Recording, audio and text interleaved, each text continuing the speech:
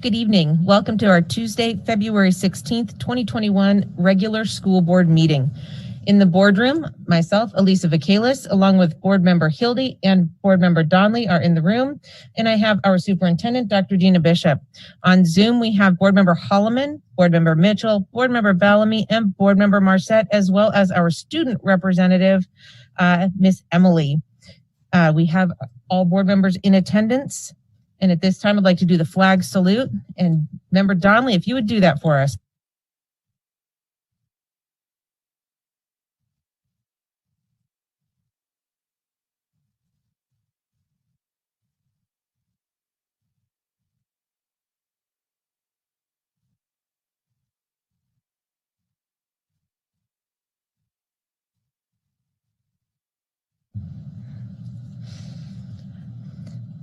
Before we begin, I would like to acknowledge with gratitude the Dena'ina people, both past and present, who have lived on these lands since long before Anchorage was here. May we all be good stewards of these lands. Chinan. And Emily, if you would please continue our opening statement. My name is Emily Hickox, and I am the student representative to this board. I was elected to serve through the Student Advisory Board. My votes are advisory only, and I offer a student voice to the body. We want to welcome you to our meeting and thank you for attending and supporting the work of the Anchorage School District and this board.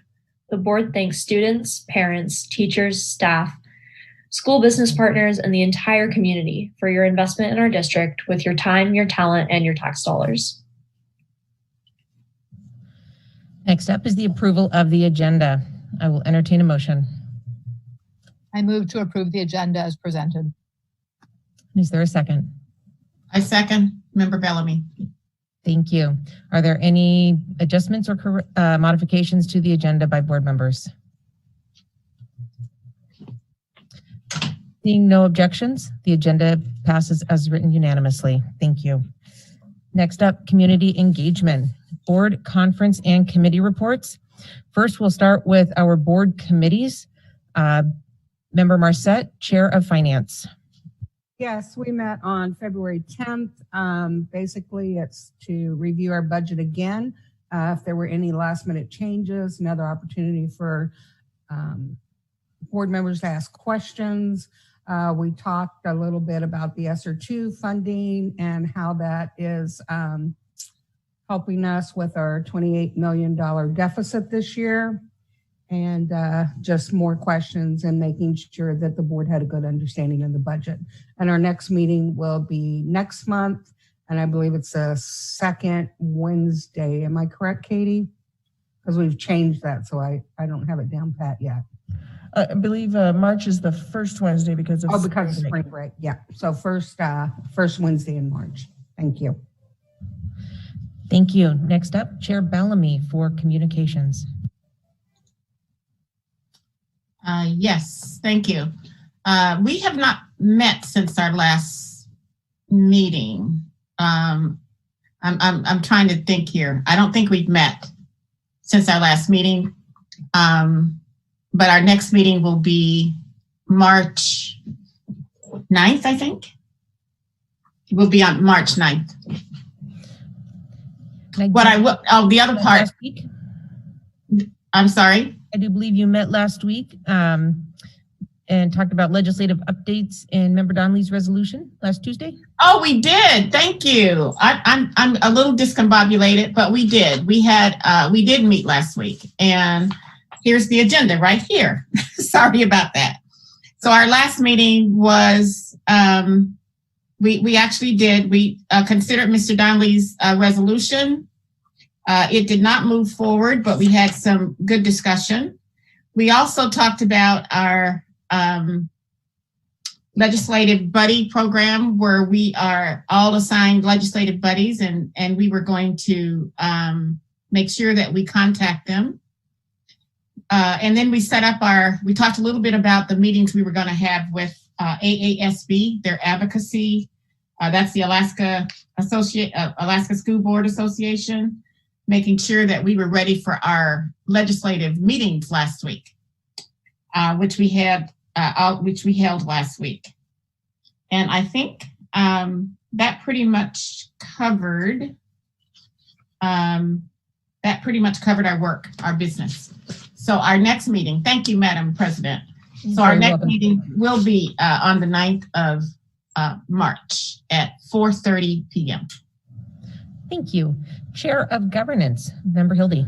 Thank you. We met on February 9th as well, and we had one discussion of our conflict of interest policy and accepting campaign donations if we're going to then vote on a contract, and generally just went through that discussion. And Member Vacalis was going to check with the Council of Great City Schools just to see if there's other policies out there from other districts, but otherwise no further action at this time.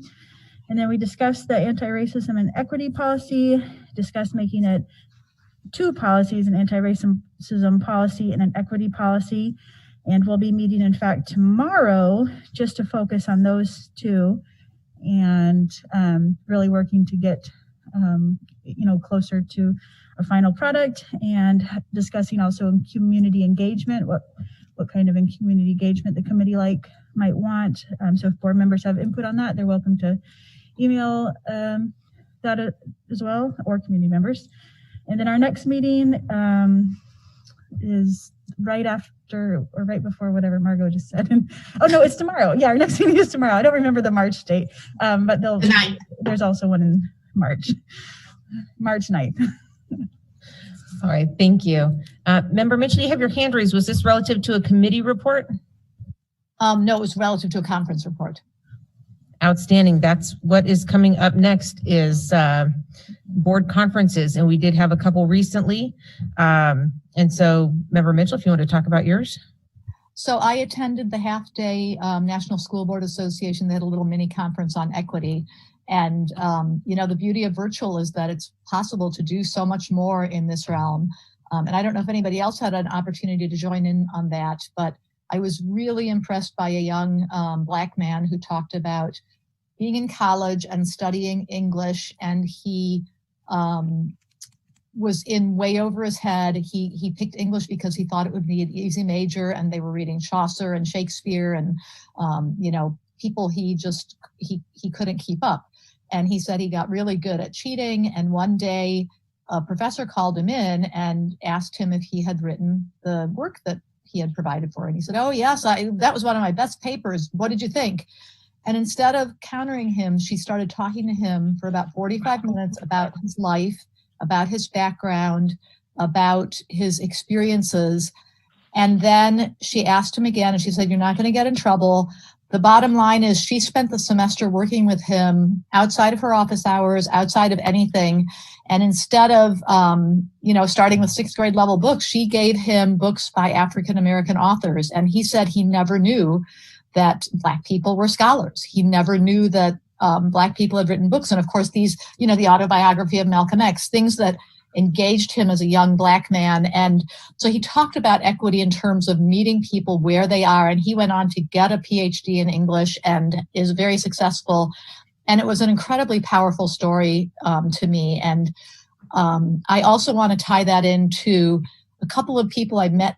I heard from this past week who one person has been in Alaska for a very long time, but is in Portland temporarily because her husband's trying to reach captain level with Alaska Airlines and needs to be down there. And she said, it makes me appreciate those Anchorage schools. It just doesn't compare down here. And then a couple of days ago, I talked with a man who had lived in Alaska for 20 years, went to Seattle for a couple of years, and is now back here with 2 kids in high school at Service and 2 kids in middle and elementary. And he said they missed the schools here so much. So I'm tying those 2 things together because I know that the experience of that Black man, I know there are many, many teachers within our district who understand how to make those connections and who go the extra step. And I'm so appreciative of that. And it was just really heartwarming to hear these 2 people talk about how wonderful our Anchorage schools are, because I think, it's easy to focus on things we could be doing better. And there are many, and we are focusing on that, and we're going to be making improvements. But we are doing a good job. And I guess the other thing is, anyway, I'm just really proud of this board for the guardrails that we've developed and our focus on equity and the anti-racist policy that's being developed. And I really appreciate that. So thank you for letting me share those thoughts. Thank you. Member Hildy? I had 2 trainings this past week. One was the parliamentary training that I emailed the board summary on, just reminding us not to be on the internet during our board meetings, not to be communicating either passively and reading communications directed to the board or replying to emails or texts. That all becomes part of the public record. But also our private channels, if we're talking about board business, that's also part of the public record. If there's something to say, let's make time in the meeting for it. So if somebody is struggling with that, we always want to help make that happen. And then the Council of Great City Schools governance coach training that's still going on each month. Margot and I were both selected to do the cohort training. But the cool thing that's very exciting is the council is working with some research institutions on data collections. So I'm going to be one of the people, but we're going to watch board meetings and chart and create a data pool, a massive data pool for some research institutions to use on goal monitoring and student outcomes so that they can use that for better quality research on school board governance. So very exciting. Beta testing starts this month, and then we'll begin in 2019. So if other board members, you have to go through a training and make sure you have a reliability assessment to do. But more hands are good because we got a lot of hours to watch. Thanks. Next up, Board Member Bellamy. Turned it off. Thank you. So yes, Dina, that was a very good training. I really, really enjoyed the training and listening to that young man's story. Well, Dr. Thomas's story, I think his name was. Anyway, I started the cohort training, the Council of Greater City Schools officer cohort training. And I did that for 2 days. And it was amazing. One of the things that really stood out for me that I think all of us could probably benefit from is looking at our behavior, attaching a benefit to it, a cost to students to it, and then just being more aware of, how we make our decisions. And do they benefit us as board members, or do they benefit children? And I've decided I've got to work in that area to make sure that everything that I do has an outcome and a benefit for students. So I'm really enjoying that, and I want to thank you guys, the board, for supporting me in that.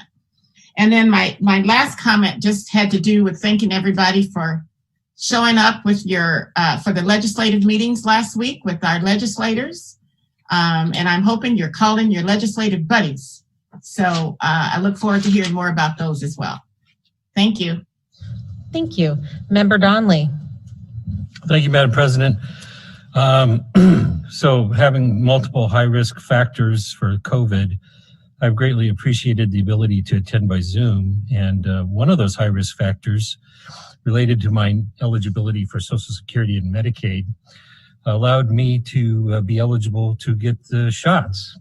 So I did get my second COVID shot about 10 days ago, and I might be pushing it because the CDC has been between 10 and 2 weeks before you're supposed to go out and be able to do things again, but I'm really happy to be here. We've got a wedding coming up in my family that's going to take some planning and effort on, so there may be some time in the next couple months I might have to travel. But other than that, I'm going to try to be here in person now that I am inoculated. Thank you. Welcome. Glad to have you back. Board Member Marcette. So community council meetings, I don't know why, but they're not asking me any questions. So either I'm doing a good job of telling them what's going on, but I haven't had really any questions for community councils. I did want to let everyone know that I'll be conducting a training. So you want to be a school board member. It's part 1 and part 2, roles and responsibilities. First one is February 22nd from 6 to 8. And we will cover superintendent and board roles and responsibilities, policy, Open Meetings Act. And then on March 1st from 6 to 8, we'll be going over what a board agendas look like, Robert's Rules of Order, just a quick overview, board ethics, budget, goals and guardrails very quickly, and just talk about what would your first school board meeting look like if you were a school board member. So I hope lots of people join us. It's on our website and it has the links to those classes. Thank you. And just wanted to share that we had a good weekend 2 weekends ago, Super Bowl weekend, but it was the AASB legislative fly-in, and board member Hildy, myself, members Marcette and Bellamy all attended over 2 days, along with 3 students that were wonderful advocates for the student voice. It was, so many good things were said about their participation and what they had to share. And so it was a good weekend. There was a lot of learning. For me, one of the biggest sessions I appreciated was the superintendent evaluation one that was done by an attorney, very timely.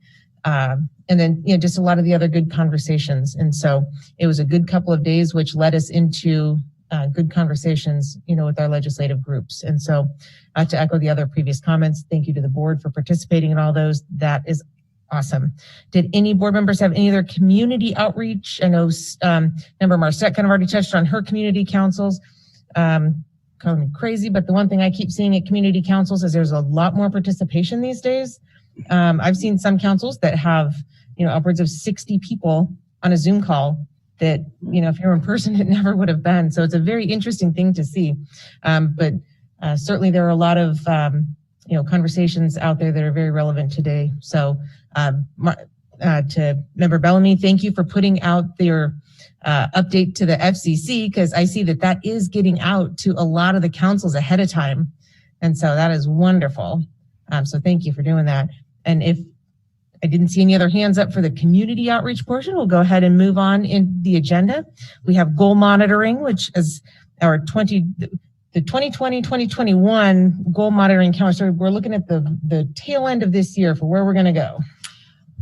Thank you, Madam President. Our suggestions, I have a plan for the rest of the year, as well as bringing you additional data on grading that I shared last week that I could bring forward this week. It was still being compiled.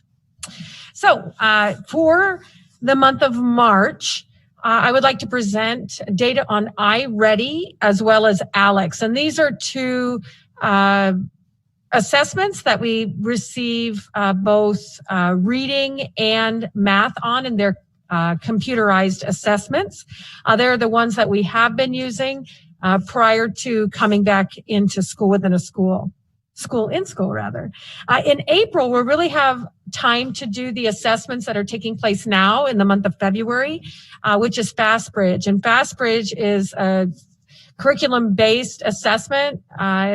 If you've heard of Dibbles or AimsWeb, it's what we've done in the past, where kids you use the curriculum, reading, a real skill, to tell whether they can read. So those are curriculum-based measures, as well as MAP. And students as they re-enter, are taking those this month.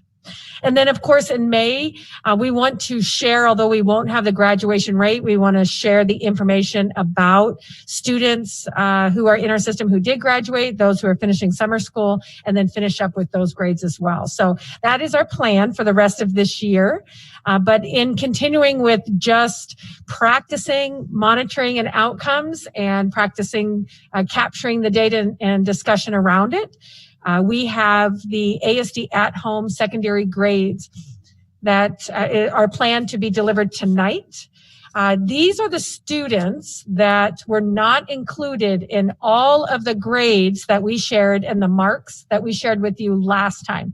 Those were just students in our traditional high schools, if you will. Alternative schools, charter schools, homeschools were not included in those data. So I'm delighted to share with you today.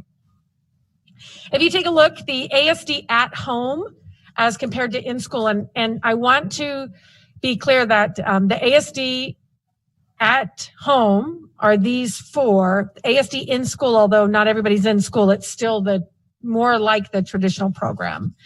I know that our names that we selected at the beginning are a little confusing now, but they are Padea, ASD Virtual, Family Partnership, and Frontier Charter. And these are the count of students that are in grades 6 through 12, not the total count. I'm only going to share secondary students, grades 6 through 12, to match the 6 through 12 students that were in the in-school set.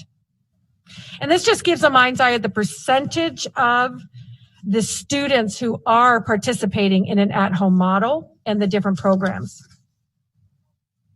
This next shares the student count information. So these are students. Later, I will share the marks or the grades given. So the graph, or the chart rather, just shares the grade level and then the program and then the difference to the whole. So as ASD Virtual is within its first year, the original questions came about ASD Virtual and sharing where did they sit with everything else. There isn't a methodological sound longitudinal data set that we can share year after year after year because it was just a new program this year. But in order to gain context and perspective on the new program, what we've done is look at the enrollment demographics compared from the ASD at home and all ASD secondary, limited to secondary levels from 6 through 12, if they were in 6th grade in a secondary school. So we did not include the elementary. I wanted to just be clear that all schools are included, middle schools, high schools, charter schools, online, alternative, virtual, all of them. Even the 4 that I listed are in the larger data set, and then we're going to look at them as a subset of that larger data set. So ASD at home, as shared, has about 3,547 secondary students in grade 6 through 12 as compared to the whole set of all secondary students, which is 22,317. The at-home students choosing one of those 4 at-home programs within our district is almost 16% of all students that we had in secondary. And comparing the distribution among the grade levels, ASD at home has a higher rate of high school juniors and seniors, and you can see that from the chart. If you look at the sheer number as compared to the N of all. And none of the differences by grade level, though, were statistically significant. It's just sharing the larger percentage of 11th and 12th graders as compared to the rest. So by the numbers, we always like to ask ourselves, well, who are these kids? If that's the total number, what is the ethnicity distribution of our students who are participating in the ASD home? And remember, ASD all is every single student.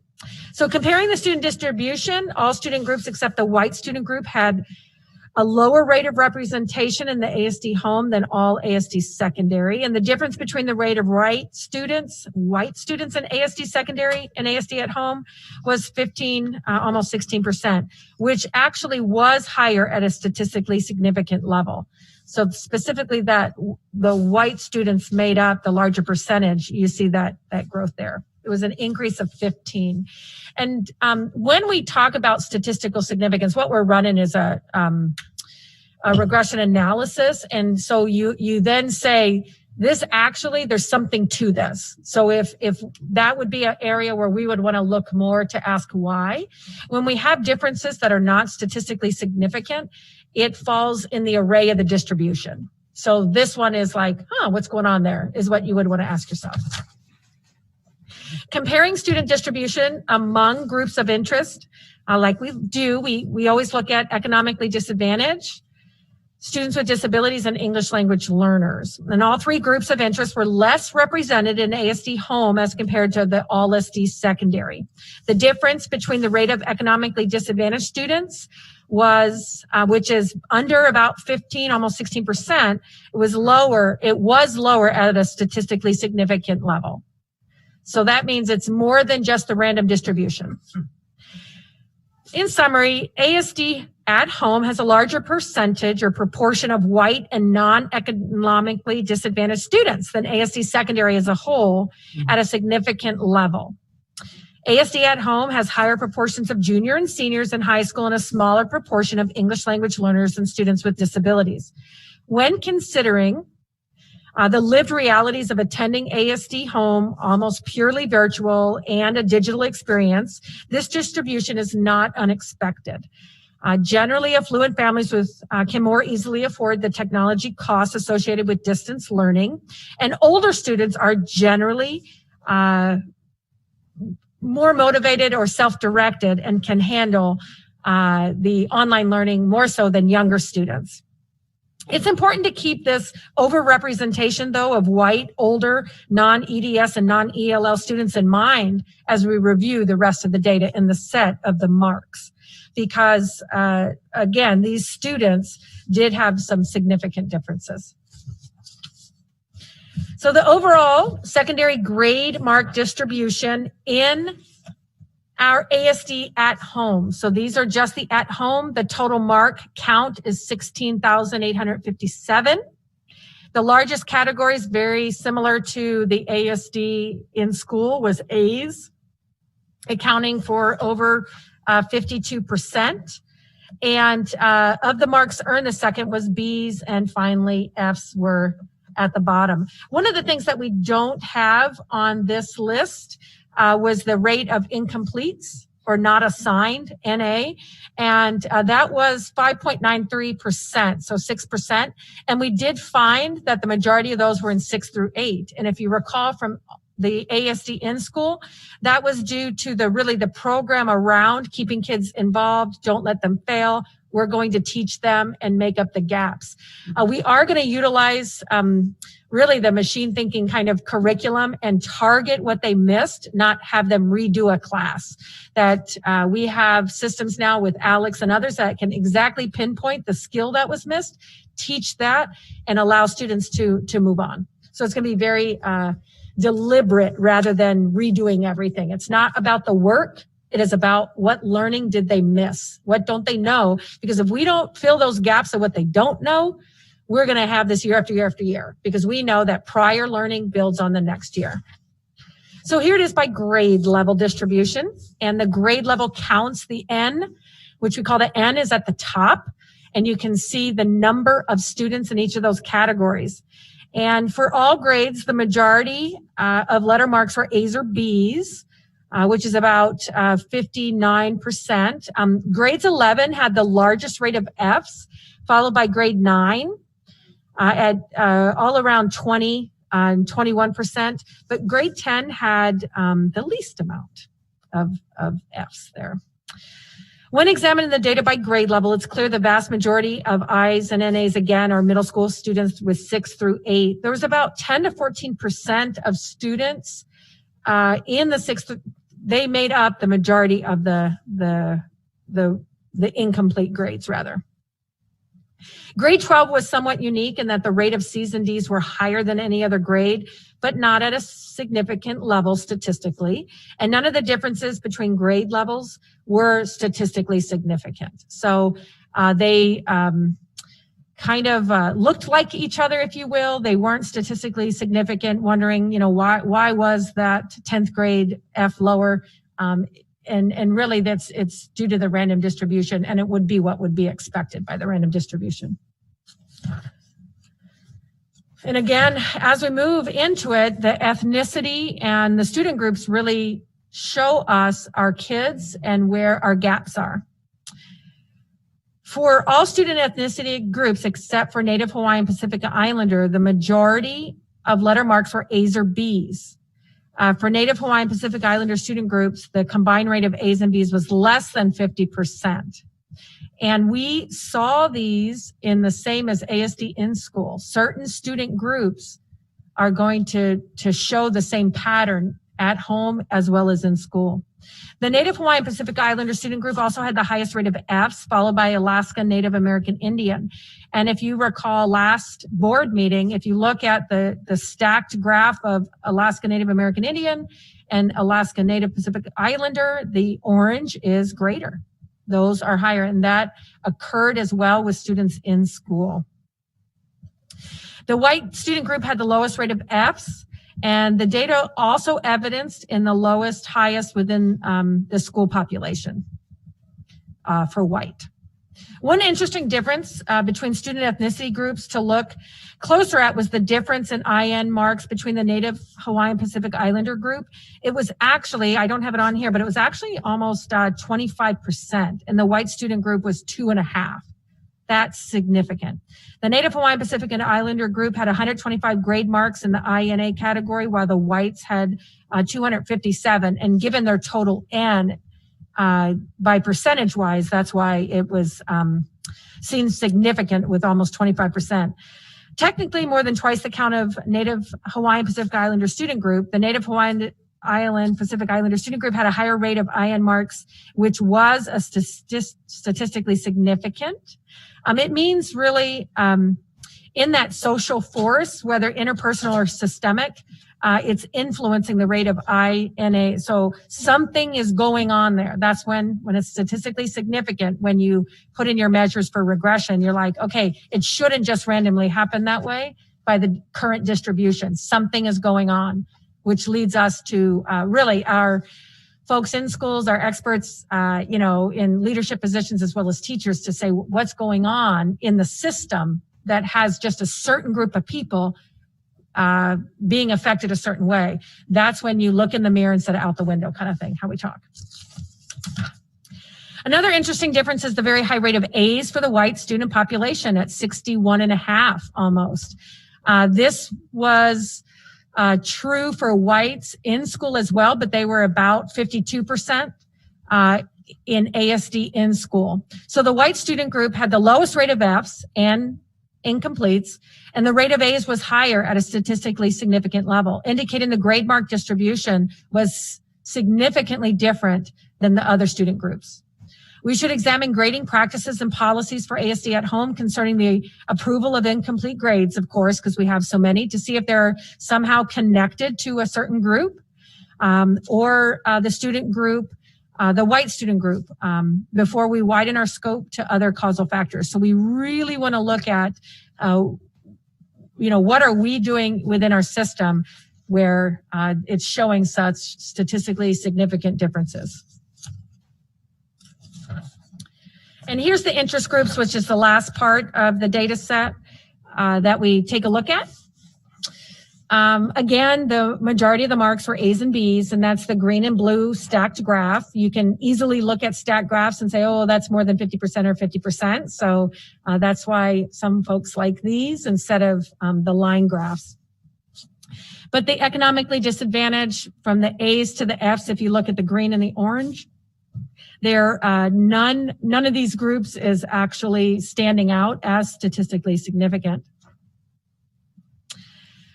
We do have information on the rate of incompletes for English language learners, and it was higher than any other group, except for the specific Native Hawaiian Pacific Islander group. There might be overlap in these two groups, but we need to consider a closer look into that. So it's not on this chart, but ELL students had a large rate of I's. And this provides just time. If you have questions about these data, again, they provide us, and these are the types of data that we look at with, as we're going to share, just our equity audit. It has us look at ourselves systematically. Is it socially, how we do business, that students who really should be able to, afforded the opportunity by us to achieve at different levels. So we have some inconsistencies. Are there any board members with questions for Dr. Bishop?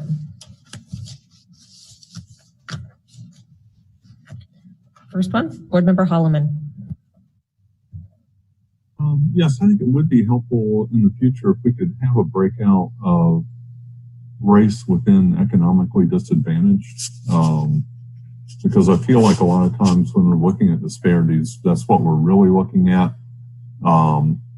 But we need to look at it both ways. We know this isn't tied directly to race. The economic disadvantage is a huge factor in it, and we just need to know the proportions in that group as well. So unless it's right in front of you, I wouldn't ask for it tonight. But in future presentations, that would be helpful. Thank you. Through the President to Member Holloman, we can do that. And I believe that a few years ago we did that. And actually we did demonstrate that it was race, not just certainly the largest part of students who are represented in different ethnicity categories do make up lower SES. But when you took out SES, there was still a difference in some of our categories. And we did that on MAP about 3 or 4 years ago, just for a certain subset, but it could have changed from now. So we'll take a look at that. Next up, Board Member Bellamy. Yes, I have a question about, I guess ASD Virtual is in its first year, and because we were trying to find a way to keep our kids with us as opposed to them going to some other correspondence type school. So, but this data, what you presented tonight, it's got all 5 of our options, or is it 4 options included? Through the President to Member Bellamy, they're all included. And you can see the half of the student choices is in ASD Virtual. But what really these data demonstrated is that they are parallel to ASD in school. So these similar outcomes came, the students that are in the larger set of ASD in school and the ASD at home have very paralleled data sets with who does well and who doesn't. And so with ASD Virtual being new, have we looked at those grades? I mean, I'm just wondering why we didn't separate those grades out. You know, Family Partnership, Frontier, and Paideia hasn't been around as long as those others, but I would think that their grades are going to probably be pretty, maybe not this year, but they've been around and they've been doing the at-home thing for a while. ASD Virtual is new, and I'm wondering if we could look at what that grade data looks like.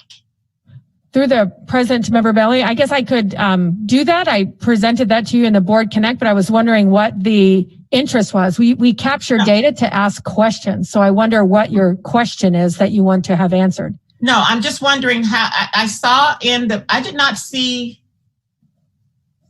Well, if it's in, I read what's in Board Connect. I'm just curious whether the program is doing what we need it to do for all kids.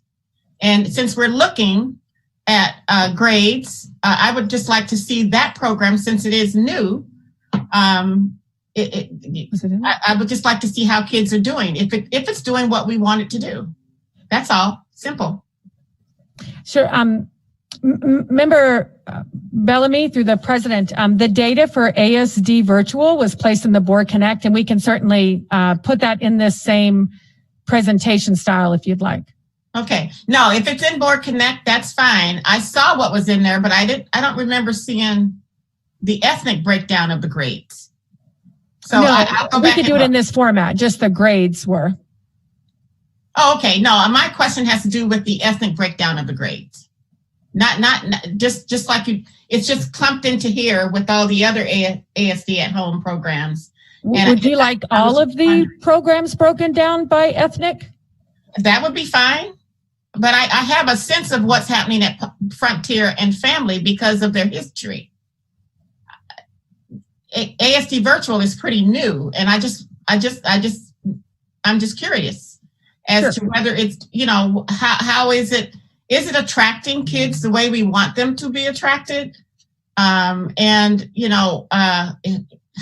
Because it's new, and maybe we need to wait a little longer because it is new. Maybe we need to wait a little longer to look at, to make that assessment. But no, I'm just curious as to what are the ethnic breakdowns of the kids who are in, of everybody in that ASD program. We can do that. Okay, thank you. Next up, Board Member Hildy. I'm just looking at our student outcome folder here, and on the WHO for the multi-ethnic student, my understanding of why we do breakouts for, white, Black, Alaska Native, Pacific Islanders, because we're looking to see if there's a discriminatory component. I mean, that is my understanding of why we have these kind of breakouts. But when there's a multi-ethnic category, I don't get any information that matches. It's not useful. I don't know anything from that category. So I understand it's the federal guideline, but I know we've talked in the past the ASD does have some breakdown of it, and I don't know the answer on how to get it into a useful way, and maybe it can't be this year even, but still that category is not provide any information. But through the president to member Hildy, I understand. So the 2 or more races, and perhaps Mike Fleckenstein in capturing data. This is all of these categories are defined initially by the federal government, and in selecting that, can you share a little bit about that 2 or more races? That's so, that is a self-selection. Yeah, through the president to member Hildy, Dina's right on in that it is a federal category that we use to disaggregate on. It is 100% self-selecting, and so there's no you get to just pick whatever you want to. There's no no proof on any of those things. And so I get where you're at. We do not break that down further from that particular selection, but we do with all of the other categories that are available that folks self-select as well. And I know that's not very much. We don't have much information either, but I would like to share with the board that I think that the breakdown of ethnicity and race and perhaps student groups would really be advantageous for all of these because if we go back to where I was, actually the first, keep going. For the schools. If you take a look, each of these, almost all the programs, Padea, Family Partnership, and Frontier, almost all doubled in school size. So I think there's going to be a significant difference. Member Bellamy in the data that was prior to this time as well as this. So we'll provide those for all of them because Family Partnership increased by about 750 students. The Padea School increased almost by 200, and Frontier Charter, I believe it was about 150. So very different student groups that they have, and interesting. There has been, in just anecdotally from schools, when this whole system moved everyone to online, different things. That there was a difference between a traditional homeschool family and understanding the service and then not. So they really had to work with their families to understand the services they have and then they don't. Same thing with ASD virtual and then ASD in school. It really is talking about what we can do and what we can't just because we all had to navigate. So that's a good point, and we'll break it down for all of those. Thank you. Thank you. Member Holloman. To Superintendent Bishop, when you mentioned that the different programs went up by so much, are you saying these numbers aren't really accurate any longer? That there are a lot more in these various programs than what? Or I guess what I'm asking, this is the beginning of fall of 2020, and they've since added a lot of students. Through the president to member Holloman, from last year, I think the point was being made that from a board member that I know all those other programs because they're just the way they were, but I do want to bring up that we had such an outflux of ASD in school to ASD out of school programs that from FY20 to FY21, these programs doubled and sometimes went over doubled. So their student counts increased significantly. Family Partnership had a charter for 750 and they served over 1,500 students this year. But these are just the secondary students. And that's true for all of these Padea as well as Frontier and Family Partnership. Significant increases just like ASD virtual. Into the out migration into some type of ASD at home program. Gotcha. I'd forgotten this was just secondary, and that's where the numbers weren't clicking for me. Thank you. All right, last call for any other board member questions for Dr. Bishop. All right, we're going to go ahead and move on in our agenda. Next up, I believe, is our public testimony. I will read a kind of brief statement. The board welcomes public testimony. We value public comment as it ensures that we remain aware of public thoughts, ideas, and concerns, and it informs our decision-making process. There's a 1-hour time slot at the beginning of the meeting. Testimony in excess of 1 hour will be heard at the end of the meeting or may be submitted in writing. Each person will have 3 minutes to testify. When 30 seconds remain, a chime will ring to inform you so that you can finish your sentence. Additionally, it is not our practice that board members answer questions or engage in discussion with members of the public.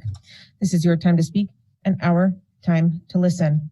The board will consider all information shared by the public, and when deemed necessary, issues raised in testimony will be referred to the administration for follow-up. So far, I have, I believe, 10 people signed up on the list. We're going to start with speaker number 1 on the telephone, Dave Carter. Dave, are you on the line with us tonight? And as a friendly reminder, it is *6 to unmute. Can you hear me now? We sure can. Thank you so much for joining us. You have 3 minutes and the floor is yours. Good evening. I am Dave Carter, a retired attorney living in Anchorage. I am interested in education, in civics education, and keeping the public informed about how our legal system works. Because members of the public only have 3 minutes for these comments, one cannot begin to provide even a portion of the info which is relevant to you here. But my telephone number is 907-349-4980, and I encourage anyone to give me a call. I can refer you to relevant information which has been kept from you about the election and the impeachment trial. There was a lot of unnecessary confusion about who won our 2020 presidential election. Some of this confusion led to people storming our seat of government, our Capitol building in Washington, D.C. on January 6th. These rioters fought with Capitol building police officers. One officer died, many were injured. This should never have happened. It should never happen again. There was no confusion about our 2020 presidential election results. Fox News and other news organizations called Joe Biden the winner on November 7th. 81,283,495 Americans voted from across America for Joe Biden. This was 7 million more votes than Mr. Trump received. It was not close, and Mr. Biden received 306 electoral college votes when only 270 are required to win. Mr. Trump received the same 306 electoral votes in 2016 and called it a massive win. So with 7 million more votes and the same 306 electoral college votes, the 2020 election was indeed a massive win for Joe Biden and Kamala Harris. The only presidential candidate trying to steal the election by lying to the American people was Mr. Trump, along with his supporters in the big lie. They lost some 60 court cases, including at our Supreme Court. The good news for all of us is that the liars lost and facts, evidence, and science and our legal system won in 2020. Good government won. Remember those regular press briefings at the White House by a press secretary to keep Americans informed? Science is back too. Dr. Fauci explained that President Biden told him and others to let science control decisions. Things will be much better if we want them to be. We are back to being the United States rather than the divided states. But we have to honor truth, transparency, facts, evidence, and respect our legal system. A good education helps, and we need our elected officials to restore honesty in government. Please call me if you have any questions. Dave Carter, 349-4980. Thank you. Thank you. Next up, speaker number 2 on the telephone, Danielle Kemp. Daniel, are you with us on the line tonight? Yes, can you hear me? We sure can. You have 3 minutes and the floor is yours. All right. Good evening, everyone. My name is Danielle Kemp. I'm a retired Army combat officer, teacher in the ASD, and parent of 2 ASD students. I'm also the co-chair of the AEA's Human and Civil Rights Committee and president of the newly formed Alaska Coalition of BIPOC Educators. So I usually call in and try to convince the school board to do something or another, but tonight I want to speak directly to the people listening to this broadcast instead. Anchorage is a town where almost half its residents are non-white. This large and broad BIPOC voting constituency that is not being served by the conservative members of this school board. How, might you ask, did I come to such a startling conclusion? Well, it's because of several of their actions, inactions, and unanswered questions like, why are they so willing to put our BIPOC communities in COVID danger by sending our kids and teachers back to school without all the CDC recommended protections, knowing it will hurt our communities the most? And when they do, why have they gone out of their way to not provide equitable educational access to quarantining students who just want a Zoom class with their teachers and classmates? Why aren't the First Peoples and the Dena'ina recognized and acknowledged each morning at the start of each school day like they should be? Why have they not yet condemned white supremacy and white privilege as the root causes of the insurrection on January 6th? Why were they trying to sabotage the new anti-racism policy and stall the federally mandated external equity audit? What have they done to shrink the BIPOC teacher gap, where less than 1% of all teachers are indigenous in a city with about 23% Native Alaskan population? That's a 22% gap. Representation matters.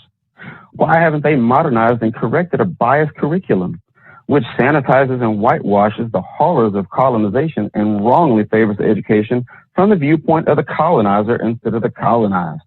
History looks and sounds a lot different if your people have been under the boot or knee or whip of the oppressor. Look, you and I both know that the conservative board members are not equipped to meet the needs of our community's most marginalized populations, which also happen to be almost half the whole city of Anchorage. There is a lack of empathy and desire for understanding from these members that should frankly disqualify them from office they hold. They may disagree and look at, but they may disagree, but look at what they do and not what they say. We need school board members who will look out for all of the ASD and not make excuses just to look after the white or wealthy. If they're not willing or able to do that, then they do not deserve your vote this coming April. Thank you for your time and have a good night. Next up, speaker number 3, Dr. Paula Williams.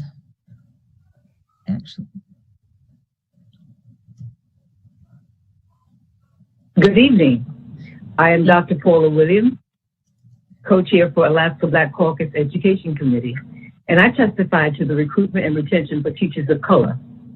Black students comprise about 15% of all K through 12th grade students, although they increasingly attend schools with at least 75% non-white enrollment, as do Hispanic and American Indian students, 58, 60 to 30% respectively, according to the National Center for Education Statistics. A report by the Learning Policy Institute reveals that when teachers of color are with students of color, that the academic performance improves, graduation rates are improved, and that Black students of color are more likely to attend college.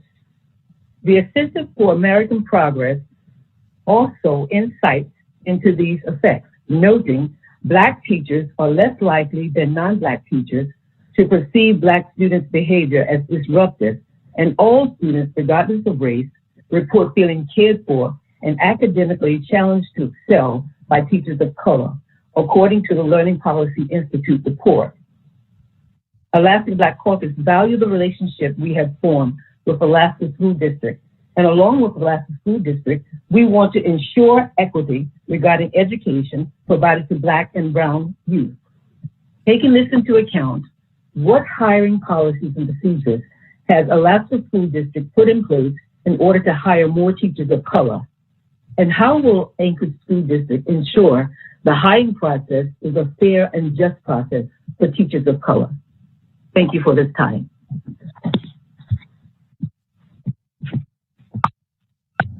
Next up, speaker number 4, Shelley Krajicek. Shelley, are you on the line tonight? Hello.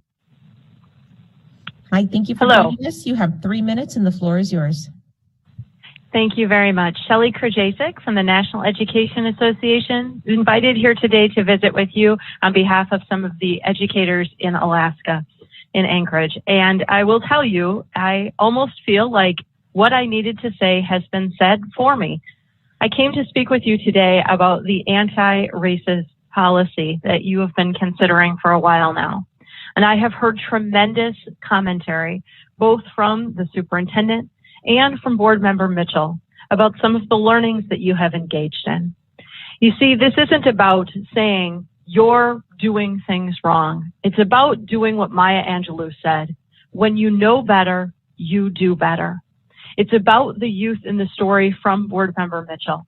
You know that there are incredible educators, phenomenal teachers reaching those students every day throughout Anchorage. But we need to make sure that those are not isolated incidences. We need to make sure that their reach is systemic and that all of the students of the Anchorage School District are getting access to the high quality education instead of just some few, like the example. I know that you can lead by example and that you can show what a diverse and truly representative of this nation's school district you are by leading with passing this anti-racist policy and taking tremendous steps forward. I am very excited to be able to celebrate the passage of this policy. I look forward to hearing about the successful vote. Thank you for leading by example. Thank you for honoring the struggles of the students of color of the Anchorage School District. And thank you for studying the data that says that they need more and that you can do more. I look forward to seeing that success. Thank you. Thank you. Next up, speaker number 5, Don Bockelman. Don, are you on the line with us tonight?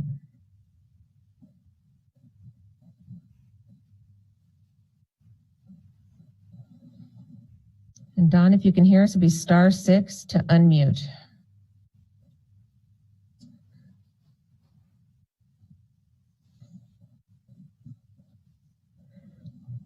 All right, we will move on to speaker number 6 on the telephone, Takeda Parker. Takeda, are you on the line with us tonight?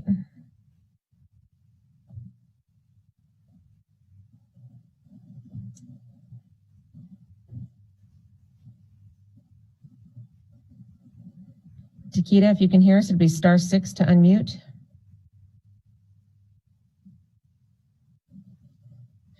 Moving on to speaker number 7, Antavia Hamilton. Antavia, are you with us tonight?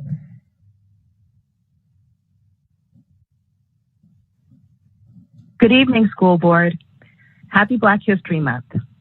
I'm Antavia Hamilton, a member of the Alaska Black Caucus Education Committee.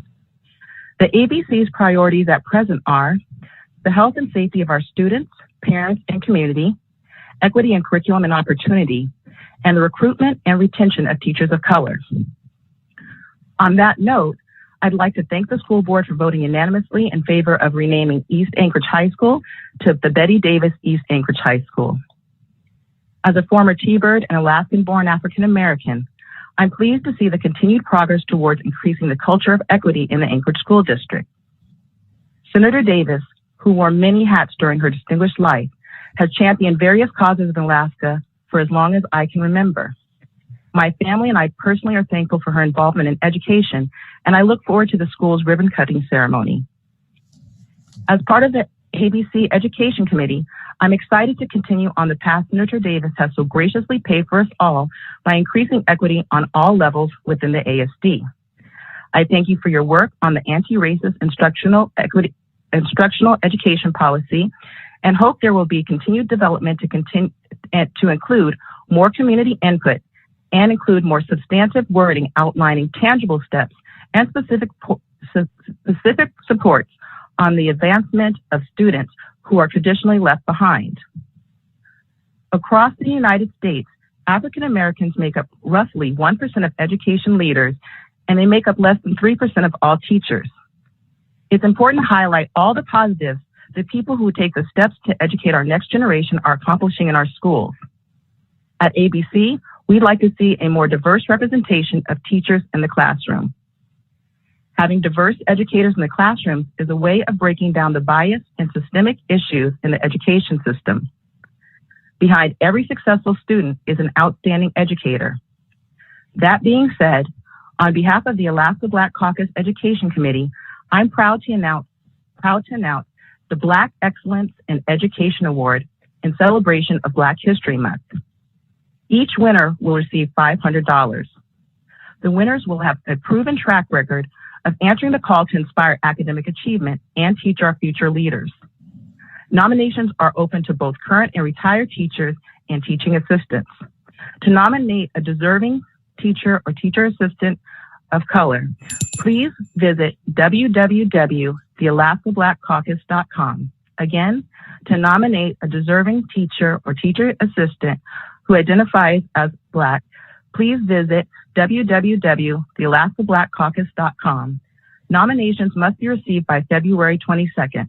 Happy Black History Month, and thank you for your time. Thank you. Next up, speaker number 8, David Boyle. David, are you on the line tonight?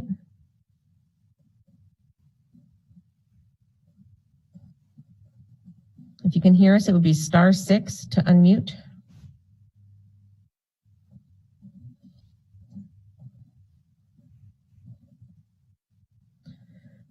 All right, we'll go back up to some of the previous speakers. Speaker number 5 on the telephone, Don Bockelman. Don, are you on the line with us tonight? Can you hear me? We sure can. Thank you. You have 3 minutes and the floor is yours. Awesome. Thank you. So I wanted to talk about the anti-racism policy, but more specifically, okay, I'll start. My name is Dawn Bockelman. I am both a teacher and a parent of ASD children. I've been listening to the board meetings quite regularly, and 2 meetings ago, I listened to the whole thing that transpired with Member Donnelly bringing up the equity audit and bringing to our attention that it was being conducted by what is obviously a biased party that pushes critical race theory. I thought it was a very good question for him to bring up, and I was kind of disturbed by the way that that was accepted by people, other people of the board, as an attack. I felt like listening to him asking that question, which I feel like is a reasonable question. Why are we having this audit conducted by a biased party? I think it showed a lot of bias to the opposite of that. So before going into the racism portion of that, I did look more into critical race theory, and I was wondering why the school district would be conducting such an audit with a company like that. And the most that I can find is that, sorry, I'm a little bit nervous here, that it's the only way that the school district could justify such an audit that would be able to come up with the measures they're looking for. And I have to admit, I still don't know a whole lot about it. But what I do know is that it's based in the theory that our entire culture is based in white supremacy, which is kind of dangerous sounding to me. Now, going further on that, the testimony that I heard that night was also incredibly disturbing. One in particular really got to me, and it was a declaration from, I believe it was another teacher, that there's no racism against white people. And I couldn't believe it. I couldn't accept it. I don't need the basis for that argument to be explained to me. I know it very well, and I don't accept it. This theory, the critical race theory, and others like it, ask you to understand a group or group's particular feelings and viewpoints on the matter of racism, while at the same time explaining to a white person why their feelings or viewpoints are not valid. That no matter what you do, no matter what you say you do, no matter what your experience is as a white person, you are either purposefully or unknowingly racist. And that gets into the whole equality of opportunity versus equity discussion. And if we're going to be talking about equity, I think that we need to define that very clearly, because as a teacher, I cannot see how it is even possible for a teacher that loves her students so much, how it's even possible to discuss what equity of outcome looks like. Hello? Hi there, you've hit your 3 minutes. Okay. All right. Thank you. Thank you so much. Our next speaker on the telephone, speaker number 6, Takeda Parker. Takeda, are you on the line tonight? And Takeda, if you can hear us, it'd be *6 to unmute.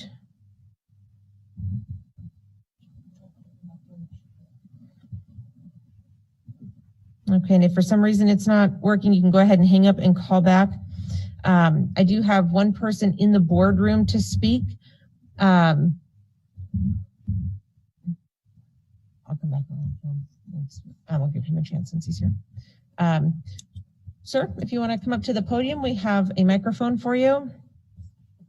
Yep, this is Edgar Blatchford.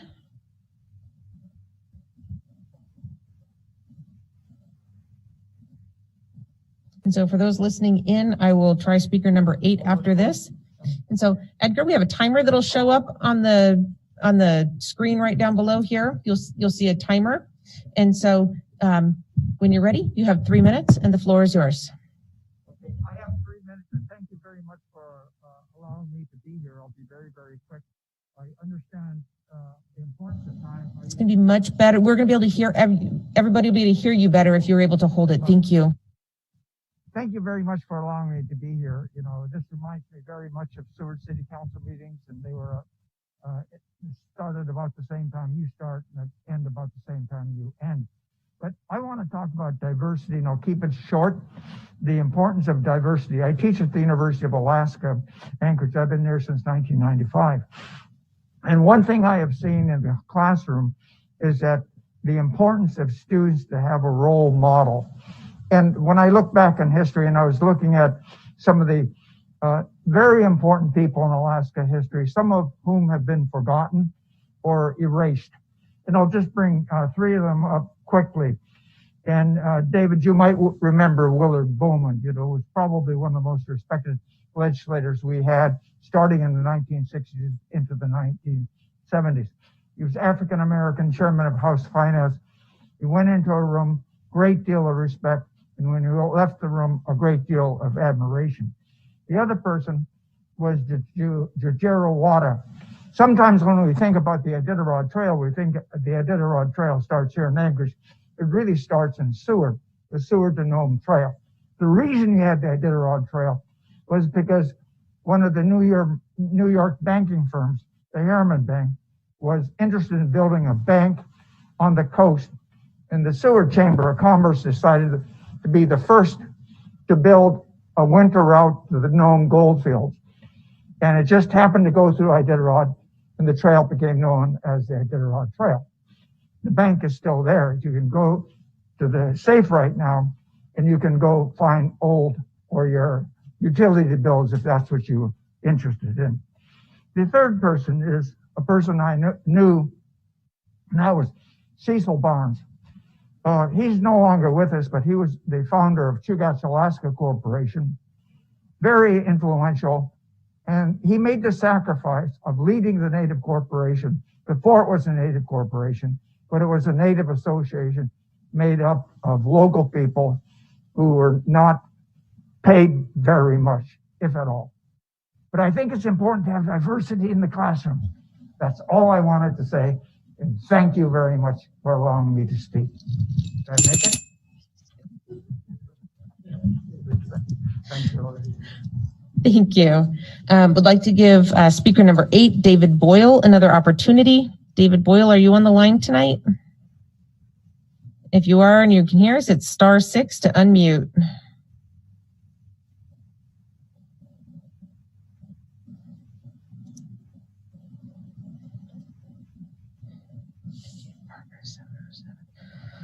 All right, no response. I'm going to go ahead and move on in the agenda. So just a friendly reminder to everybody that we do have our written public testimony attached to our board docs agenda online for board members to read and members of the public to read. Wanted to highlight one of them that is out there. The AEA president has submitted the AEA letter requesting to begin negotiations in accordance with Board Policy 4143. And he asked for it to be attached to his written testimony tonight. So we have attached it for everybody to read. And with that in place, that allows us to authorize the superintendent and her team to begin negotiations. And public testimony is out there for everybody. Next up on the agenda is our superintendent update. And at this time, I'd like to turn it back over to Dr. Bishop. Thank you, Madam President. And I have a very brief update, and I wanted to touch on just two items that I had some questions from board members in regard to really, I think, our constituency and our customers out in Anchorage asking for clarity. So wanted to present those here tonight. One is on health services and our update with vaccine, as well as our travel. And the second is the ASD, just a small update on ASD sports and really where we are right now. So with the health services update, I'd like to turn it over to our Chief Operating Officer, Tom Roth. Thank you, Dr. Bishop. Through the board president, I'm actually going to pass to our Director of Health Services, Ms. Jennifer Petronis, to provide this evening's update, and then we're happy to entertain any questions at the end of the superintendent's update. COVID vaccines. We are very excited that last week the state announced that all educators, including support staff, were eligible to get the COVID vaccine, and we had a great response from our staff and staff from the private institutions as well as the colleges around. With that, ASD has given a lot of doses, 15,000 total, which includes first and second doses, and those were clinics that were open to the community. Travel guidance. As a lot of you have seen, the travel guidance for the state of Alaska has now switched to recommendations. The recommendations are now, you need a negative test, but there is no more strict social distancing for 5 days. It is now strict social distancing until your test results are back. However, the municipality of Anchorage is not going to change to this new guidance. They want to keep it more strict and keep the old guidance, so ASD will follow suit with the continuation of a negative test plus 5 days of strict social distancing before returning to school and or work. Additionally, the CDC came out with new guidance last week as well on February 12th. Those 8 key indicators that we have been talking about since about July have now changed over to 2 new indicators, which is the case rate for the past 7 days, as well as the percentage of positive cases in the last 7 days in our community. And as you can see, we're in the red for the case rate and in the blue for the percentage of positive cases. The key thing that the CDC says that we need to be looking at is that K through 12 schools should really be the last thing to close in the community if our mitigation measures in the community are not working and we're having a lot of cases, and they should be the first to reopen as soon as we have those mitigation measures in place.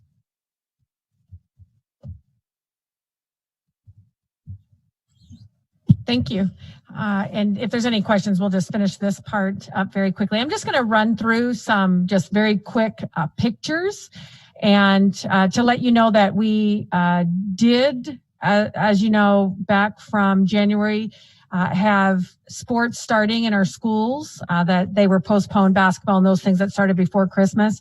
They just started locally, only at high schools, but then competitions began. You could go ahead and just flip through the pictures. But we have since moved into competitions in regard to when we had our emergency ordinances change. Their guidance is still very strict, if you will, to the city of Anchorage. And there's some concerns coming up in which the board, I want you to be informed because the criticisms of it are coming, criticisms of you, of principals, of administration, of coaches, and the criticisms really are a result of the emergency order 18. And so I've asked our secondary Senior Director, Dr. Kirsten Johnson, to really share some of those updates so that we really understand. We are thrilled our kids are out there. They're out there with masks on. I am so happy for this. our kids need an outlet, and I'm a strong supporter of activities, whether they any kind of co-curricular sports and others, clubs, likewise, just for our young people. And just wanted to share where we are and the discussions around EO18. All right, thank you, Dr. Bishop. Through the president to the board, I just wanted to let you know that our kids are having a great time in their athletics, and it's one of the few connectors right now that kids have in our secondary schools that isn't through a digital computer device, and I'm just really happy that we're able to continue that opportunity for them. Right now, we have Nordic ski, girls and boys basketball, cheerleading for our basketball teams, girls hockey, bowling, drama, debate, forensics, and esports all happening in our high schools.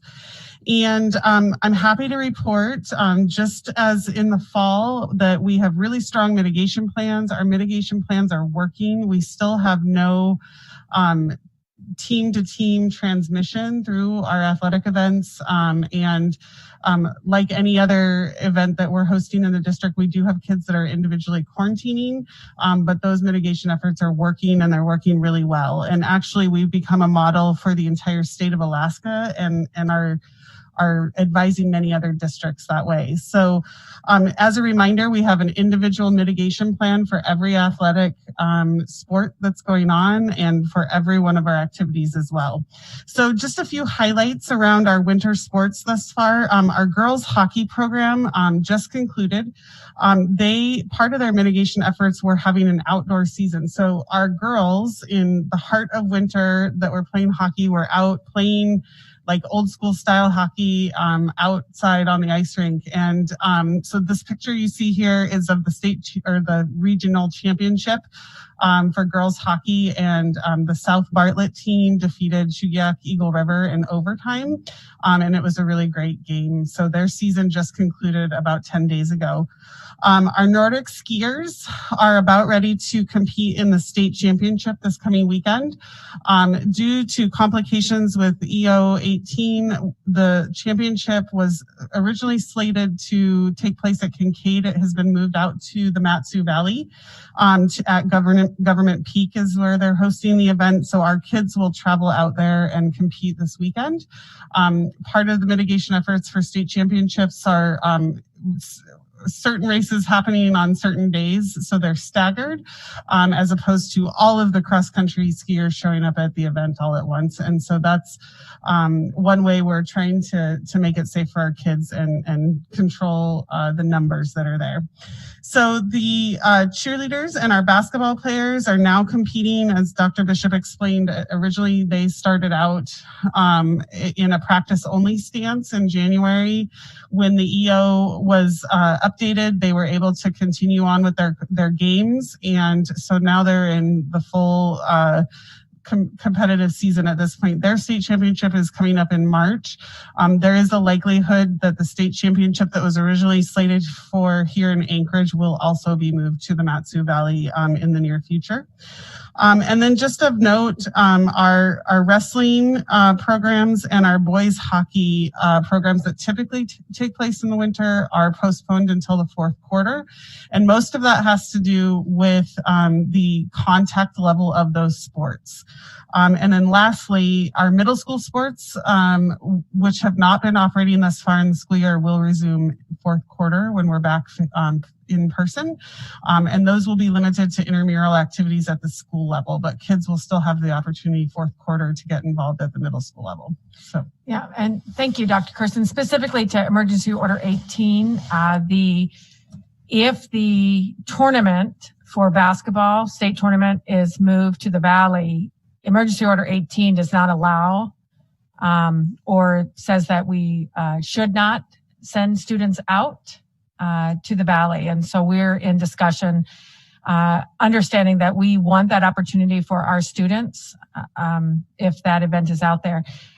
That's specifically stated in the indoor attachment, if you will, not the outdoor attachment. So we did have the ability to go to Government Peak with our cross country, but consequently, I think many people and many teams that are traveling into South Central will stay and reside in Anchorage and then drive out there and then come back, because we have the hotel, we have the infrastructure for the people, but yet they're running the race. So that was part of our argument of just keeping them here as well, under the strict guidelines that Anchorage has. But our kids are traveling. They've already made that decision for Saturday. We are still advocating to keep the tournament local. However, if it is moved, then we will advocate for our children to be allowed to travel. Thank you. Anything else, Dr. Johnson? No, that concludes my update. Thank you, Dr. Bishop. Thank you. Glad they're back. Glad they're back at it. Do any board members have any questions for Dr. Bishop on her superintendent report?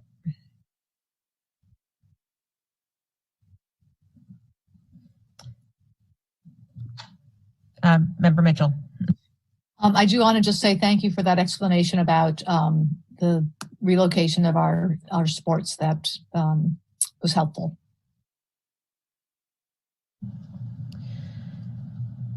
All right, moving on in the agenda. Next up, Vice President Bellamy with the consent agenda. Thank you. I move to approve the consent agenda consisting of memorandum number 82, which is the personnel report, regular session minutes for December 15th, 2020, and regular session minutes for our regular session minutes for January 5th, 2021. Second. I have a first and a second. Are there any board members with any comments or questions on the consent agenda? Lost my Zoom. Just one quick second. I know what I'm looking for. All right.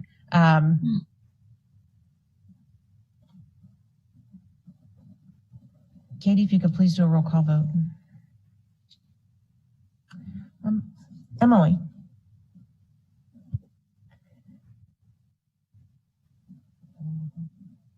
Yes. Okay, thank you. Member Mitchell. Yes. Member Marset. Yes. Member Holloman. Yes. Member Hildy. Yes. Member Donnelly. Yes. Member Bellamy. Yes. And President Michaelis. No.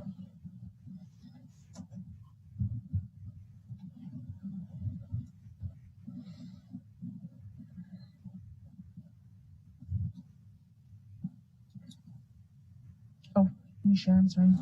I always forget to put it back up. And the consent agenda passes with 6 yeas and 1 nay.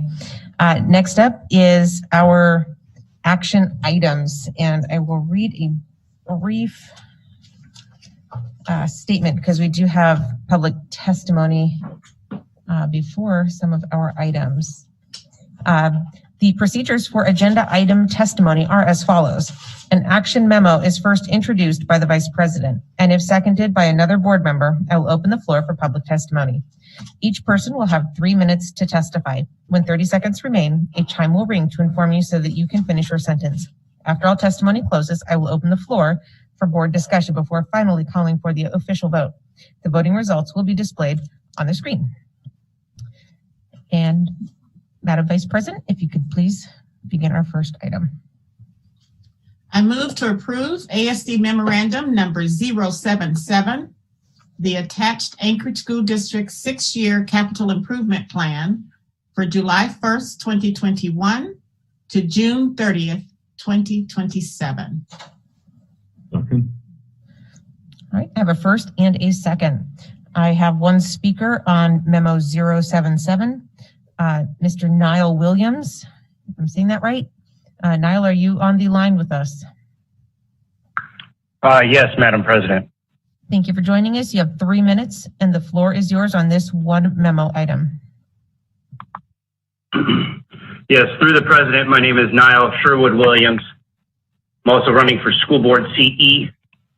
With regards to M077, I would like to oppose this item being passed this evening on a number of grounds. First, the listing of attachment B lists 3 meetings, the September 29th, October 6th, and October 12th meetings.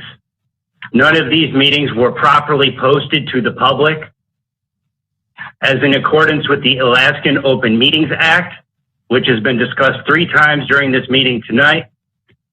Whenever there's a meeting with 3 or more board members that's going to affect the public interest, you have to have it be posted in a standard location so that the public can be able to testify on these items.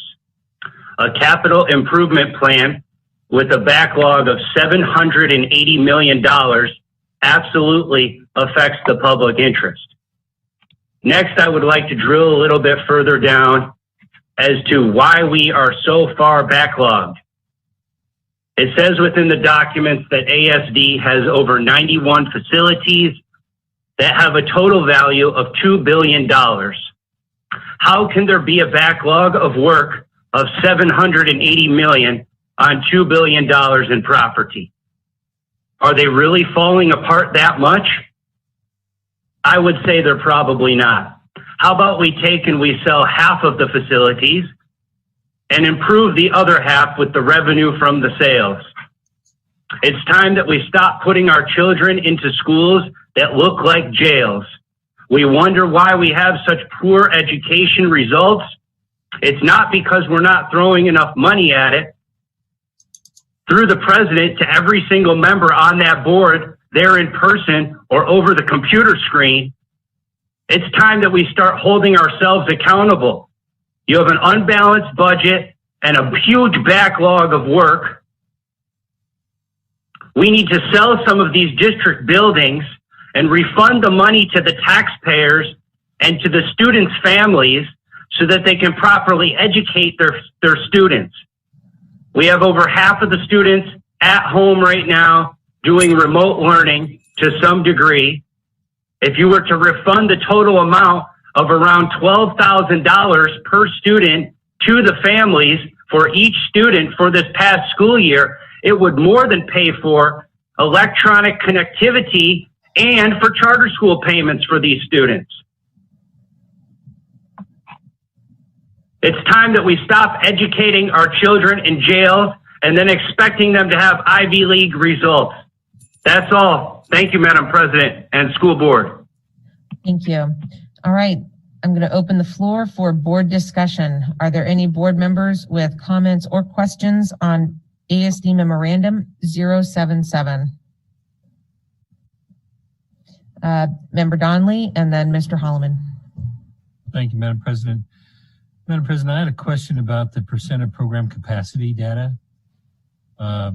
It's so radically different between 2020 and 2019, and I was just wondering, is that the COVID impact revealing itself in that data? Madam President, may I just request that our Chief of Operations, can you quote the specific pages we're looking at and we can comment on them? Page 55 on the elementary aspects for 2019 versus page 49 on the elementary aspects for 2020. Through the president to Member Donnelly. At first, if I can have Mr. Fenisef and Mr. Vikalis brought over from attendees to panelists. So to Member Donnelly's point, I mean, I can only offer an opinion, but I do believe, and the numbers are significant, and it's not an equal difference amongst school or regions from 2019 to 2020. As an example, if you were to look at the elementary schools in the Eagle River Chugiak area, they're down 900 kids in the elementary schools alone. That's significant. I believe that is absolutely influenced by the impact of COVID-19 on the district. Yeah, thank you. That's what I suspected, but I wasn't sure how the years were measured, what the time periods were. Yes, I do. If you're. We'll go ahead and give you one more, and then we'll move on to the next one. Okay. Yeah. One more. I just want to continue my concern with this 6-year plan that I've expressed many times here, that there's $70 million here for 2 new schools in a time when our schools are, we're losing students.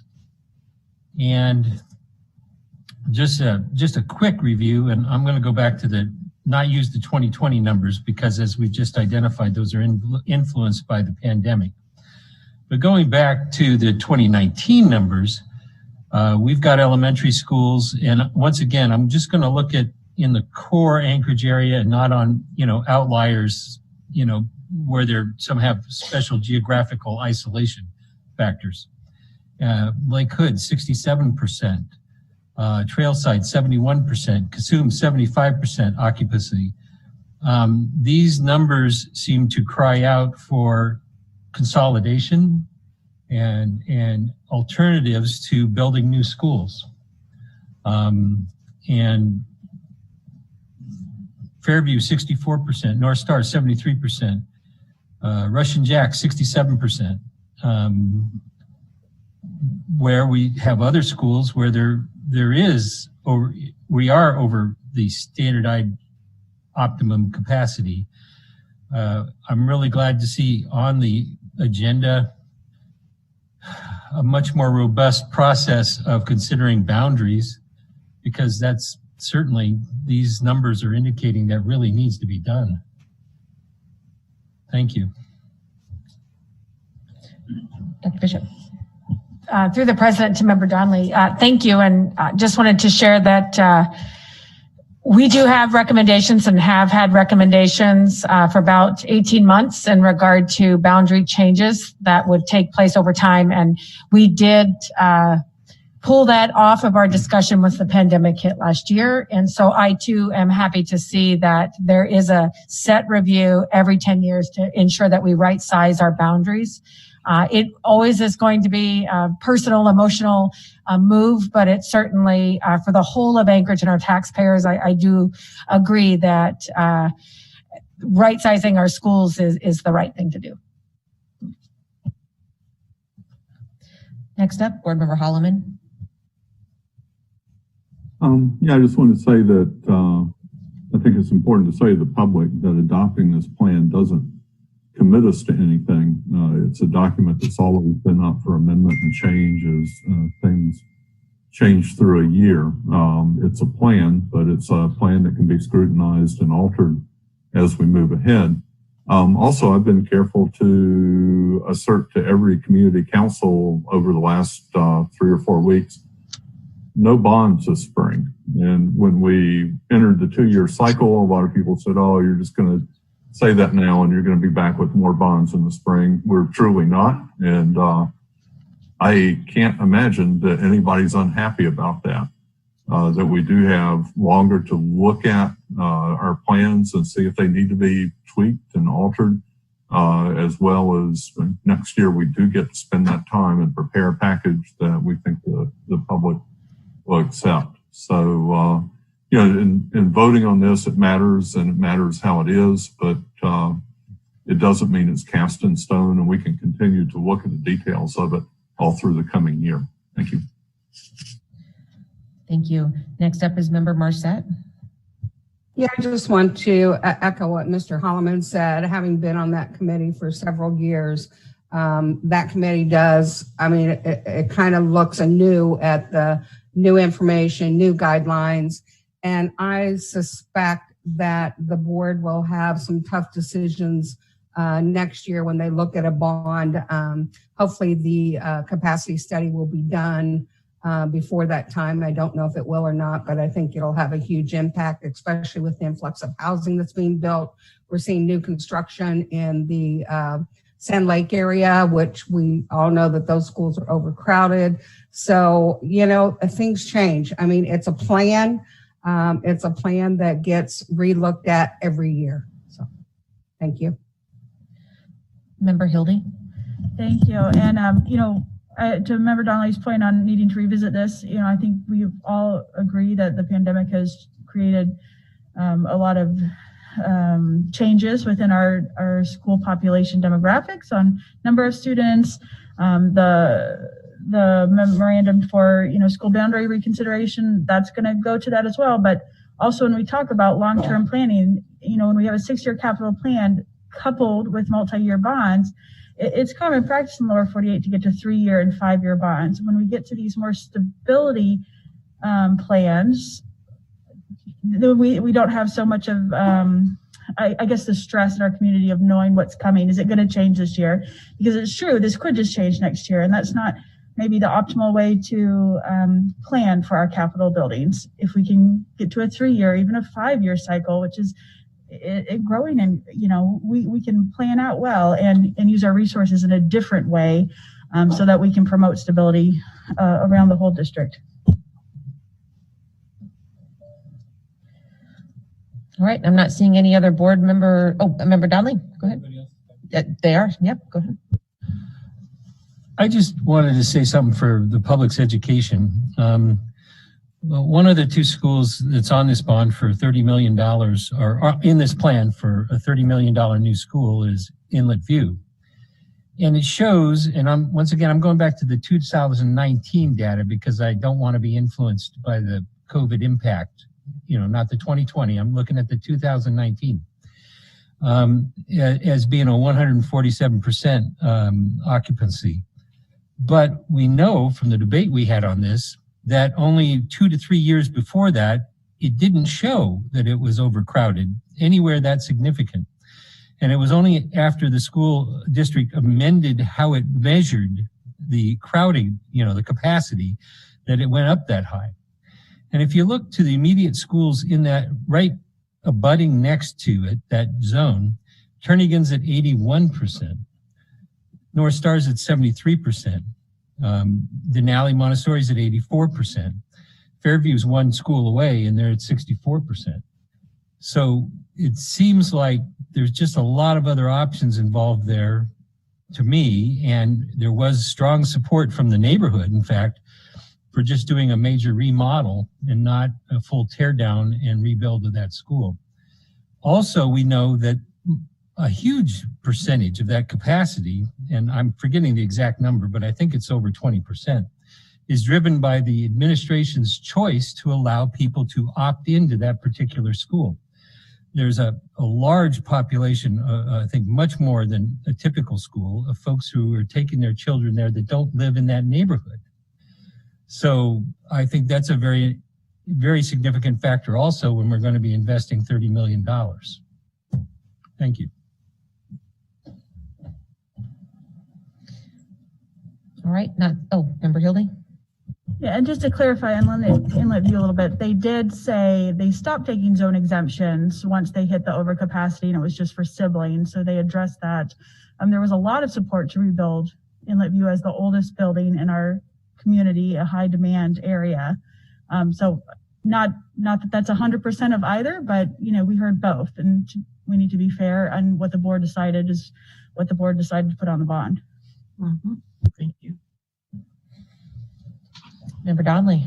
And I acknowledge that, and I'm very supportive of doing a remodel there because that school does need to be upgraded. I agree with that. All right, at this time, Katie, if you could please do a roll call vote. Emily? Yes. Member Donnelly? No. Member Holloman? Yes. Member Hildy? Yes. Member Mitchell?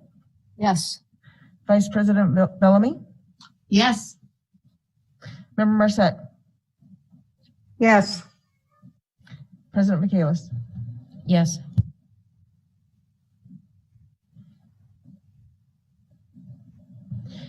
ASD Memorandum 077 passes with 6 yeas and 1 nay. Next up. I move to approve ASD Memorandum number 084 and pass recommended revisions to Board Policy 5116, School Attendance Boundaries. Second. Thank you. I have a first and a second, and I have one person signed up for public testimony. Niall Williams, are you back on the line with us? Yes, Madam President. You have 3 minutes and the floor is yours. Thank you for your time, Madam President. Niall Sherwood Williams, looking to be the victorious member for School Board CE, is speaking to M084 with regards to the school attendance boundaries. It states within the document that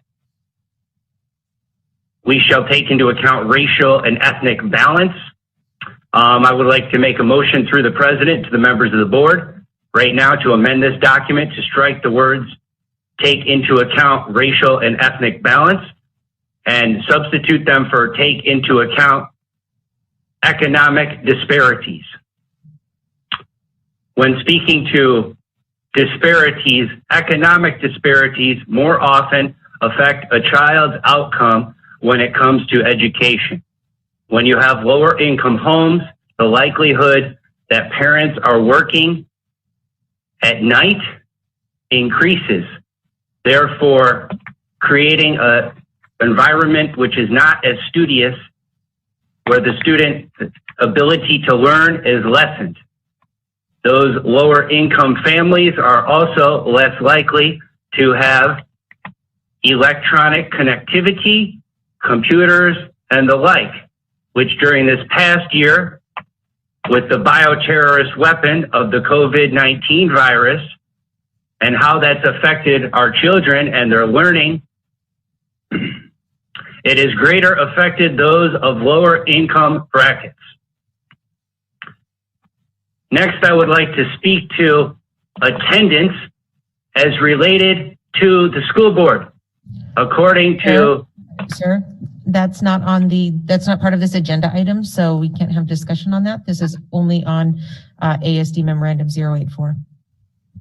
Through the president to the members of the board, I'd like to make a motion to amend this to reiterate the fact that board members have to be physically present at meetings 75% of the time over a 2-year rolling period. Sir, there are currently 4 members of the board. All right, Mr. Williams, thank you for your testimony on 084. We're going to go ahead and open the floor up for board member discussion at this time. Member Hildy. Thank you. Well, this is one that I am very excited about. When I started on the board, everybody was talking about school boundaries and when are we going to look at capacity studies and all of these things. And the big issue is it's very hard to do. And it's very stressful because we love that our families love their schools and we love that they're invested and generations there. And those are all wonderful things that we want to continue. But we still do have to do boundary reviews as part of managing our capital investments. So the solution that we hope will work and that I am so glad that our board is supporting is to start this next fall with a boundary review. Right after you finish the census, then there'll be a 10-year cycle. It doesn't solve the stress of doing a boundary review. That's still going to be a hard process for our community, but it is something that we can put into a regular cycle to help people anticipate in making their housing purchases. If there's a school they really want to get to, they might not choose to be on a borderline, or they might look into zone exemptions because we have wonderful choices for that as well in our district. So I'm very excited. It still gives the superintendent flexibility if there was a bubble in one area or new housing, smaller changes to recommend to the board in between, but a comprehensive, so this is coming if, the board approves this. In 2022, we will start a comprehensive boundary review for our entire school district to look at our capacity to address some of overcrowding or undercrowding. It could include consolidation or closure. Those are things that we'll have to work through, but a good use of our public dollars. So I'm excited. Thank you. Next up is Board Member Marcette. Yes, Madam President, I just want to do a point of order with the last speaker. I felt like he was campaigning when he said something about being a school board member. That's not allowed. And so I know that he signed up to testify again. And so I just want to point that out. Understood. Member Donnelly?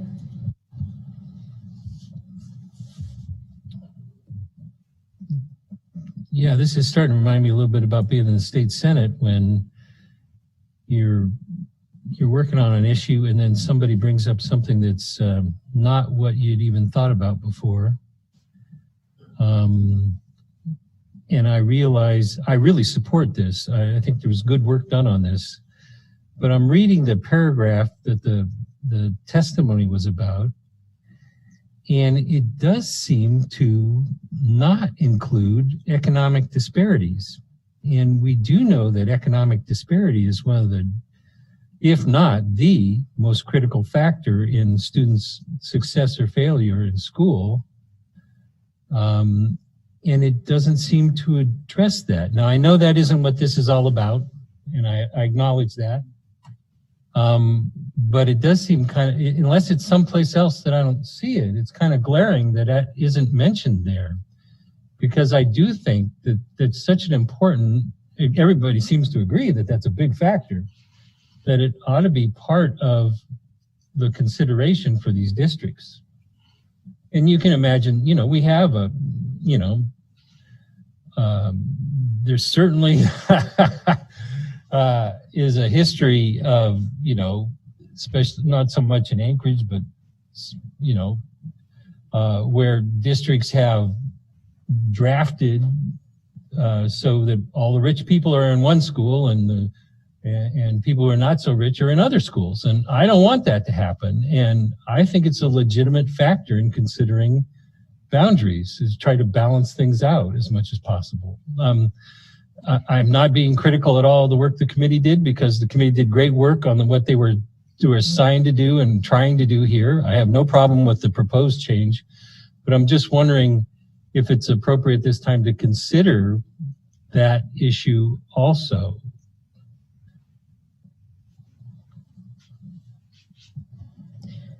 Member Hildy? I agree with Member Donnelly's point. I don't know that I want, like, I haven't thought about it, I guess is what I would say. I mean, I've thought of it in the general idea. I agree with what you're saying, and I know that's a practice in historical and perhaps in other districts. So I share the general concern.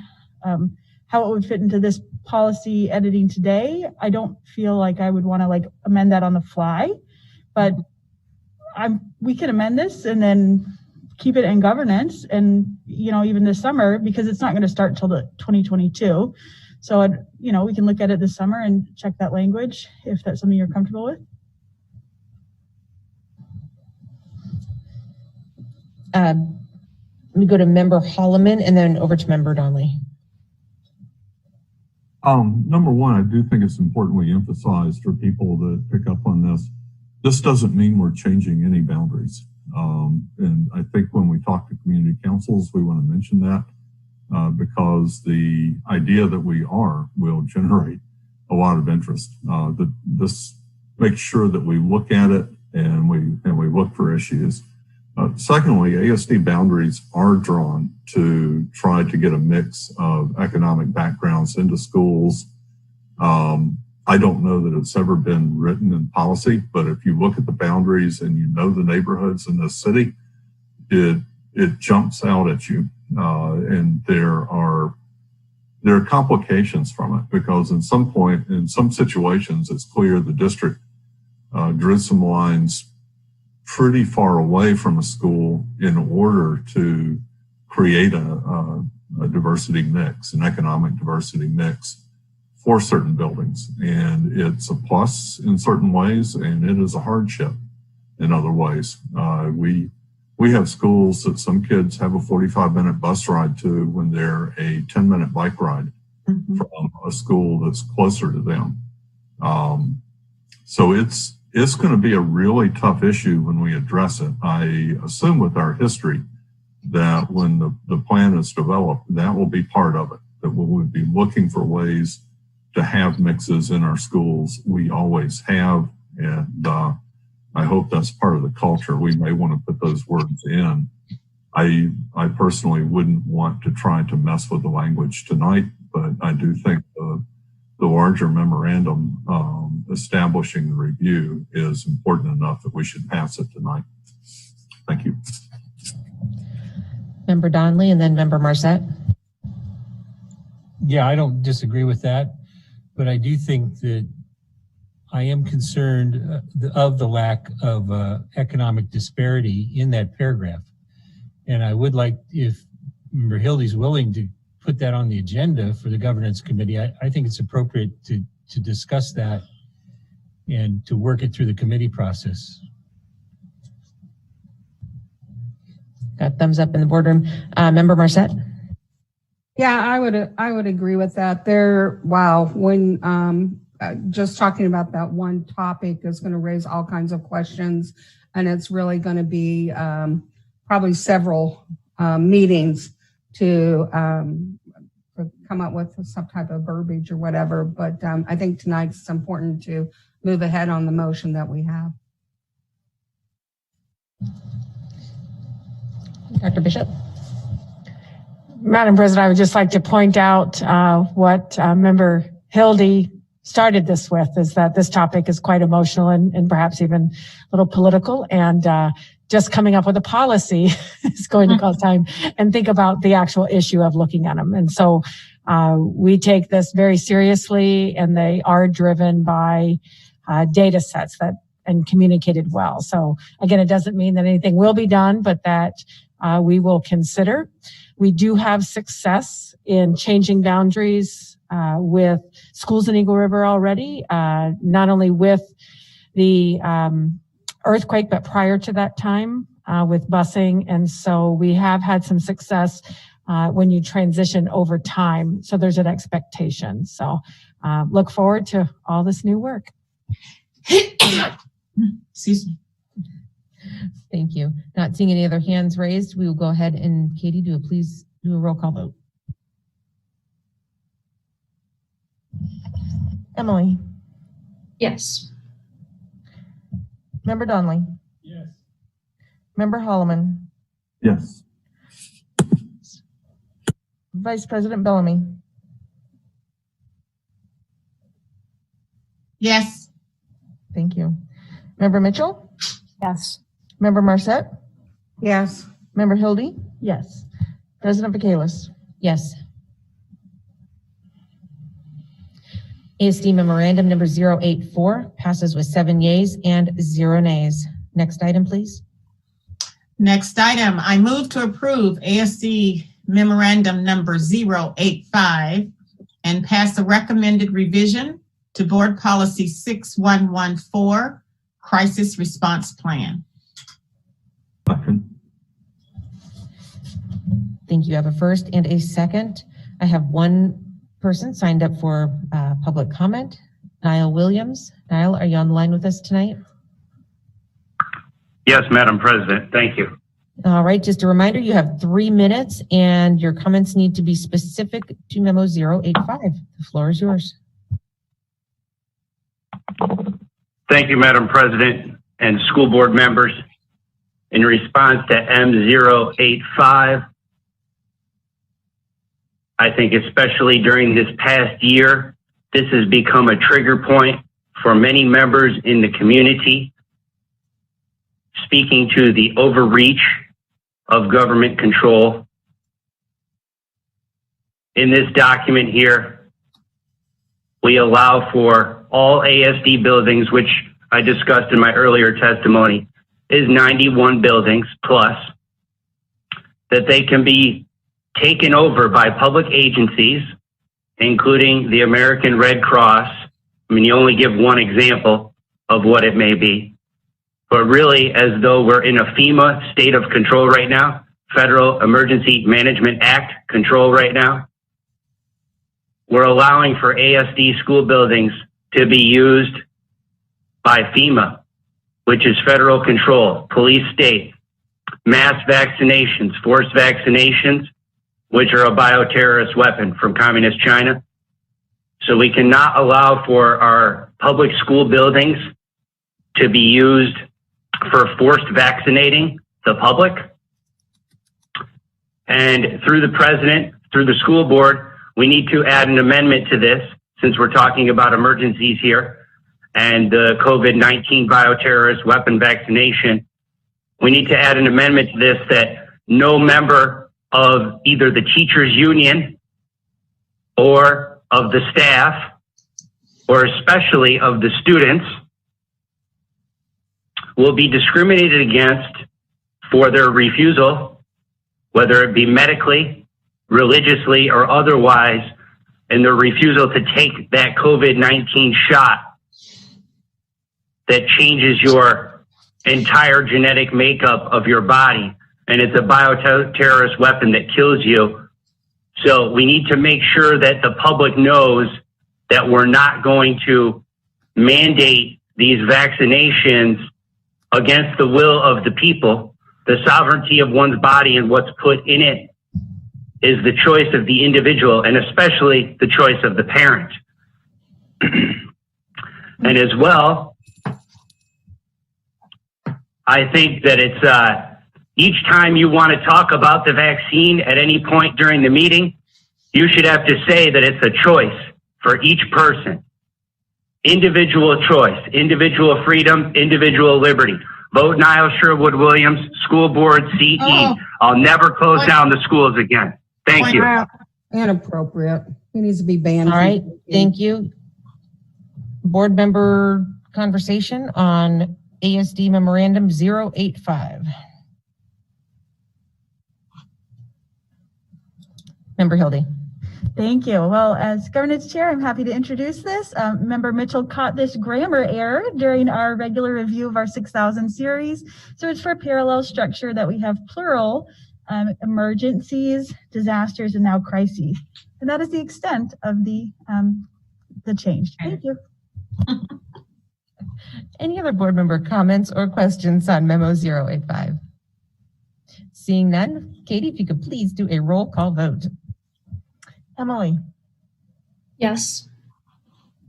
Member Hildy. Yes. Member Marset. Yes. Member Holloman. Yes. Member Donnelly. Yes. Vice President Bellamy. Yes. Member Holloman. I would be voting twice. Oh, it didn't show up on my thing. Thank you for confirming. Member Mitchell. Yes. And President Michaelis. Yes. All right, ASD Memorandum number 085 passes with 7 yeas and 0 nays. And our last item, please. I move to approve ASD Memorandum number 086, the fiscal year 2021 to 2022 preliminary budget, and authorize an upper limit spending authority of $841,318,521. I have a first and a second, and I do not have any public testimony at this time, so I would like to open up the floor to board member comments or questions on Memorandum 086. Member Marset. I just want to thank everyone. This has been such a different experience from last year when we were looking at the budget.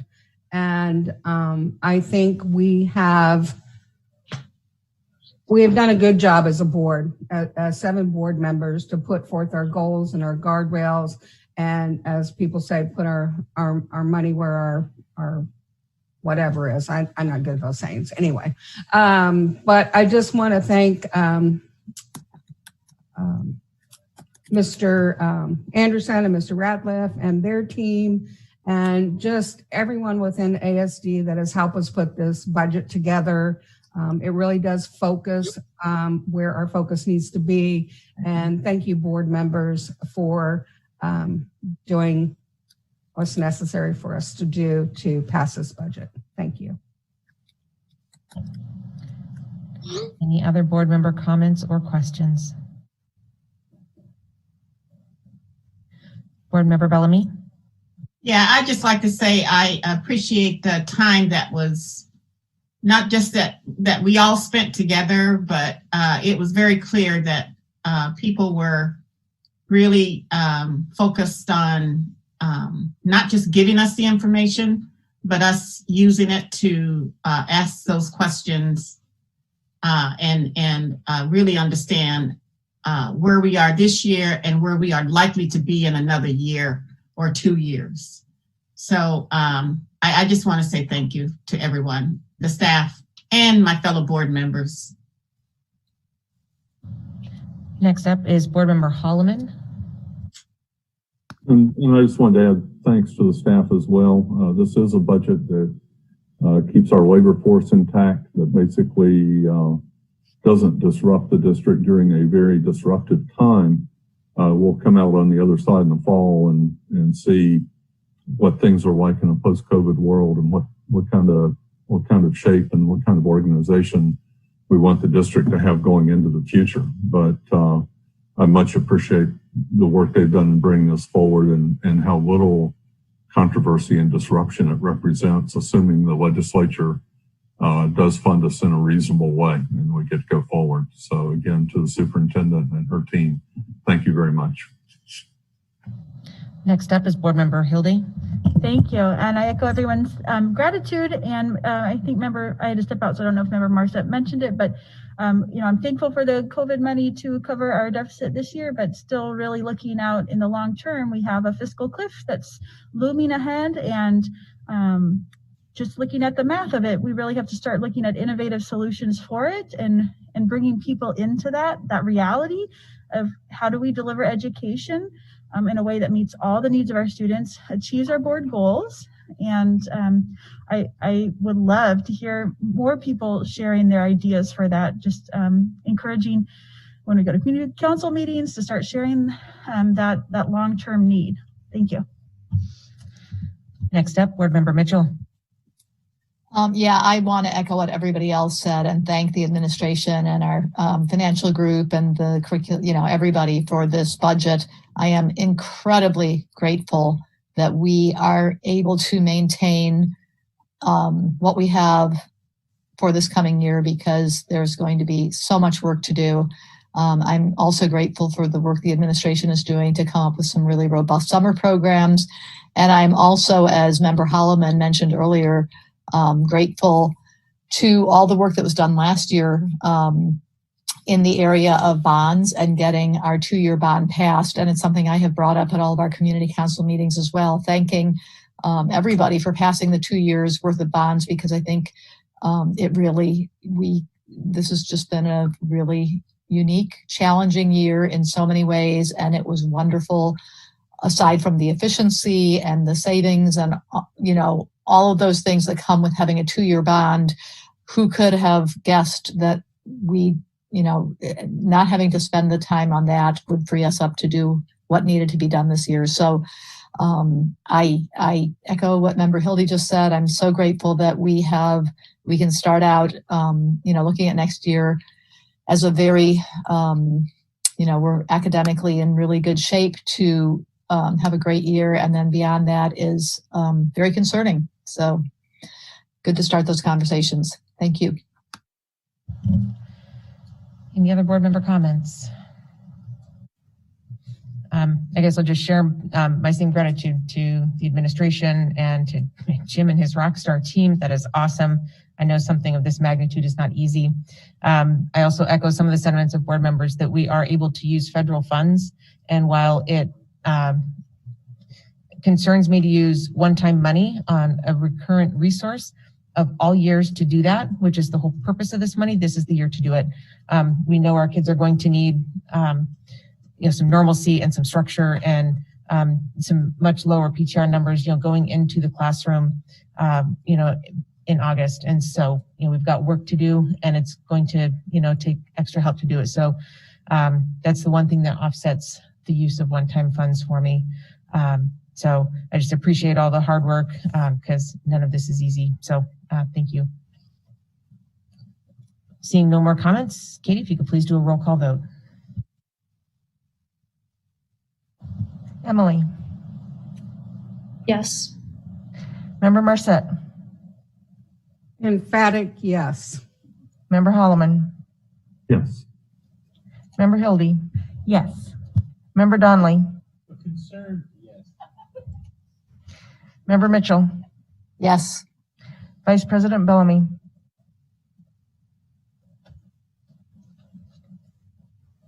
Margaret, you were on mute, I think. I'm sorry, yes. Thank you. And President Michaelis. Yes.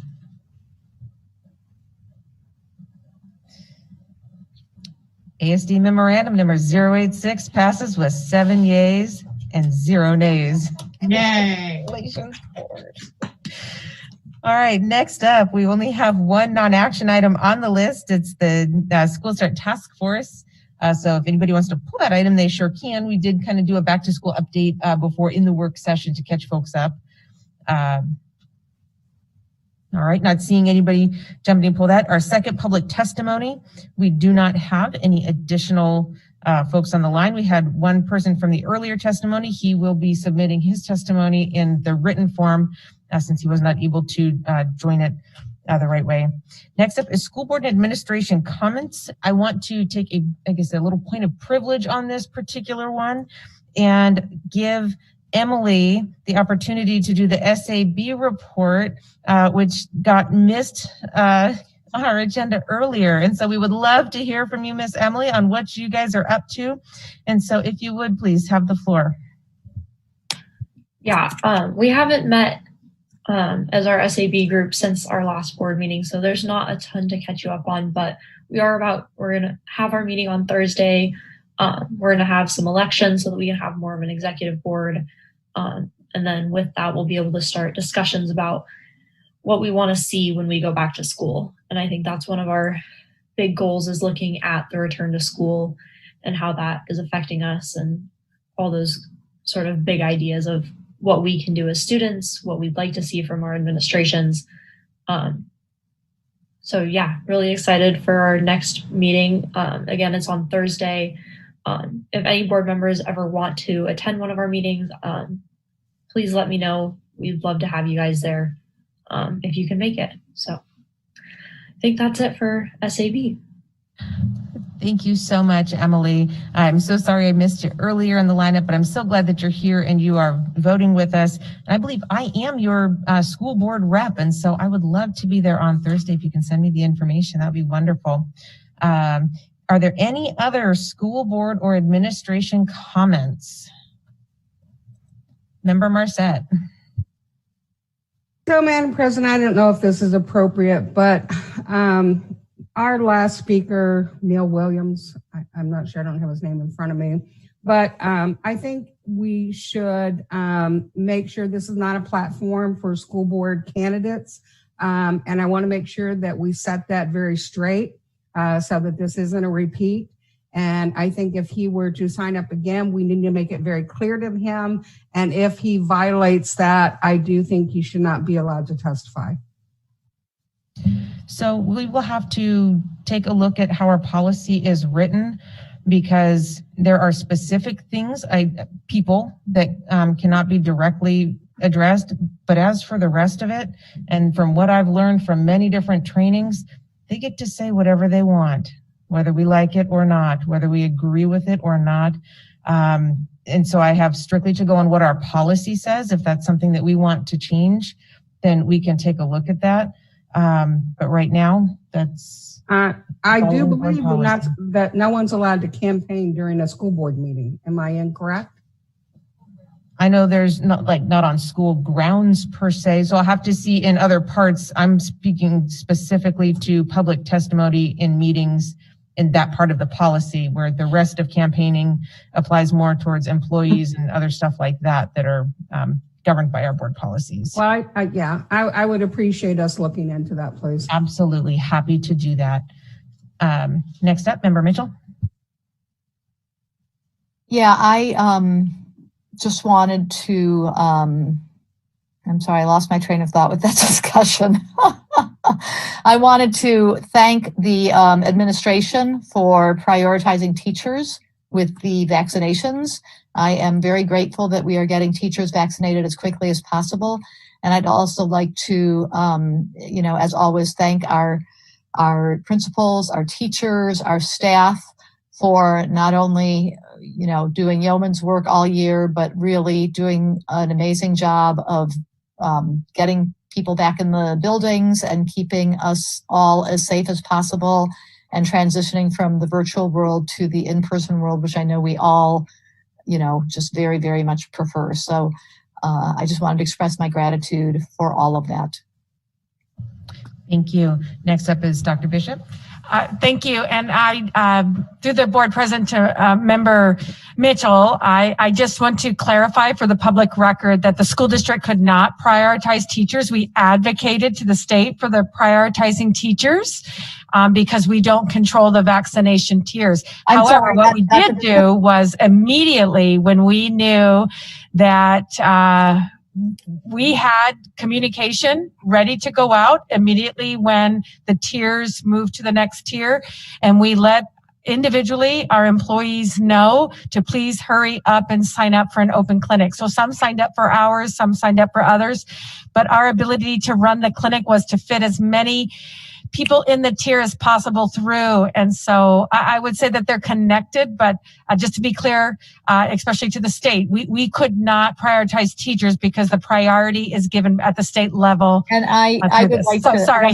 I don't mean to interrupt, but I should have made that very clear that I meant I am very thankful to the state administration, to the governor, the health, the people who make those decisions, that they are the ones who prioritized our teachers. Because obviously, if we could have made that decision, we would have made it long ago. I concur. So thank you for clarifying that. Member Hildy. Oh, I just wanted to just a special attention to our specialists. I've gotten to go back into the schools, and one of the highlights of always visiting schools is see the music room for me. And I'm so thankful for everybody doing their work, but that's a hard part of all of this. We've had everybody just our specialists really going above and beyond just to be all hands on deck. And I just can't help but imagine, if I had to go teach an art class or, we all took those general ed teaching classes, and of course they're all qualified, but, that's a big change and a big lift. And everyone I have talked to has done it with grace and joy and just a willingness to say what you need done, fit me in here and there. And I'm just really impressed and thankful, and I'm so excited for when we do get to have music again and art and PE and all those wonderful things. So something to look forward to as well. Member Holloman. I did want to say, first of all, a huge thank you to everyone that participated in putting on the clinics. It's had a huge impact on public perception, and of course the number of doses have been given out has put the state in the forefront in terms of vaccinating people and helping us get ahead. I also wanted to just give a shout out to all staff across the district that have made the return to school happen in their buildings. Not everybody's happy about it, not everybody's unhappy about it, but everything I've heard from people that are in the buildings is you can't tell that while school is in session. You can talk to people in the evenings after and get opinions, but everybody is putting on a very positive face and making a great experience for the kids who are back. And lastly, one thing I did want to say to the public in general, we have had a great experience with public testimony. Not everybody that comes is happy with us, and a lot of people express that unhappiness very clearly, which is their right. And one of the great things about public testimony, I also tune in to a lot of the the assembly meetings, and they've really had some serious issues with people who have shown up to abuse the assembly. People have come here to talk to us, and they've made their feelings quite clear, but they've done it within the boundaries and then sat down. I really appreciate that. We do listen. We do want to hear it. We won't always enjoy it, but I do think that folks that have testified, by and large, have done so in the right way and been respectful about it. And I hope that that's something that we can continue. Thank you. Member Marcet, one last thought. Yeah, one last thought. I visited many schools over the last several weeks, but I wanted to give a shout out to Whaley. I went and saw them, and they have a school store, and their kids they earn points, and a lot of them it's things they don't get, like a watch or jewelry or things like that they can earn. Or I in the past have given tons of donations to that group, but they are still doing their online school store and delivering those products that students are purchasing to their homes. And I just think that's amazing in a time where students are isolated, and many of those students possibly need those items or look forward to those items. So I just wanted to give a shout out. Thank you. Not seeing any other hands raised for public testimony, I would entertain a motion to adjourn. Member Hildy? I move to adjourn. Awesome. Everybody have a wonderful night.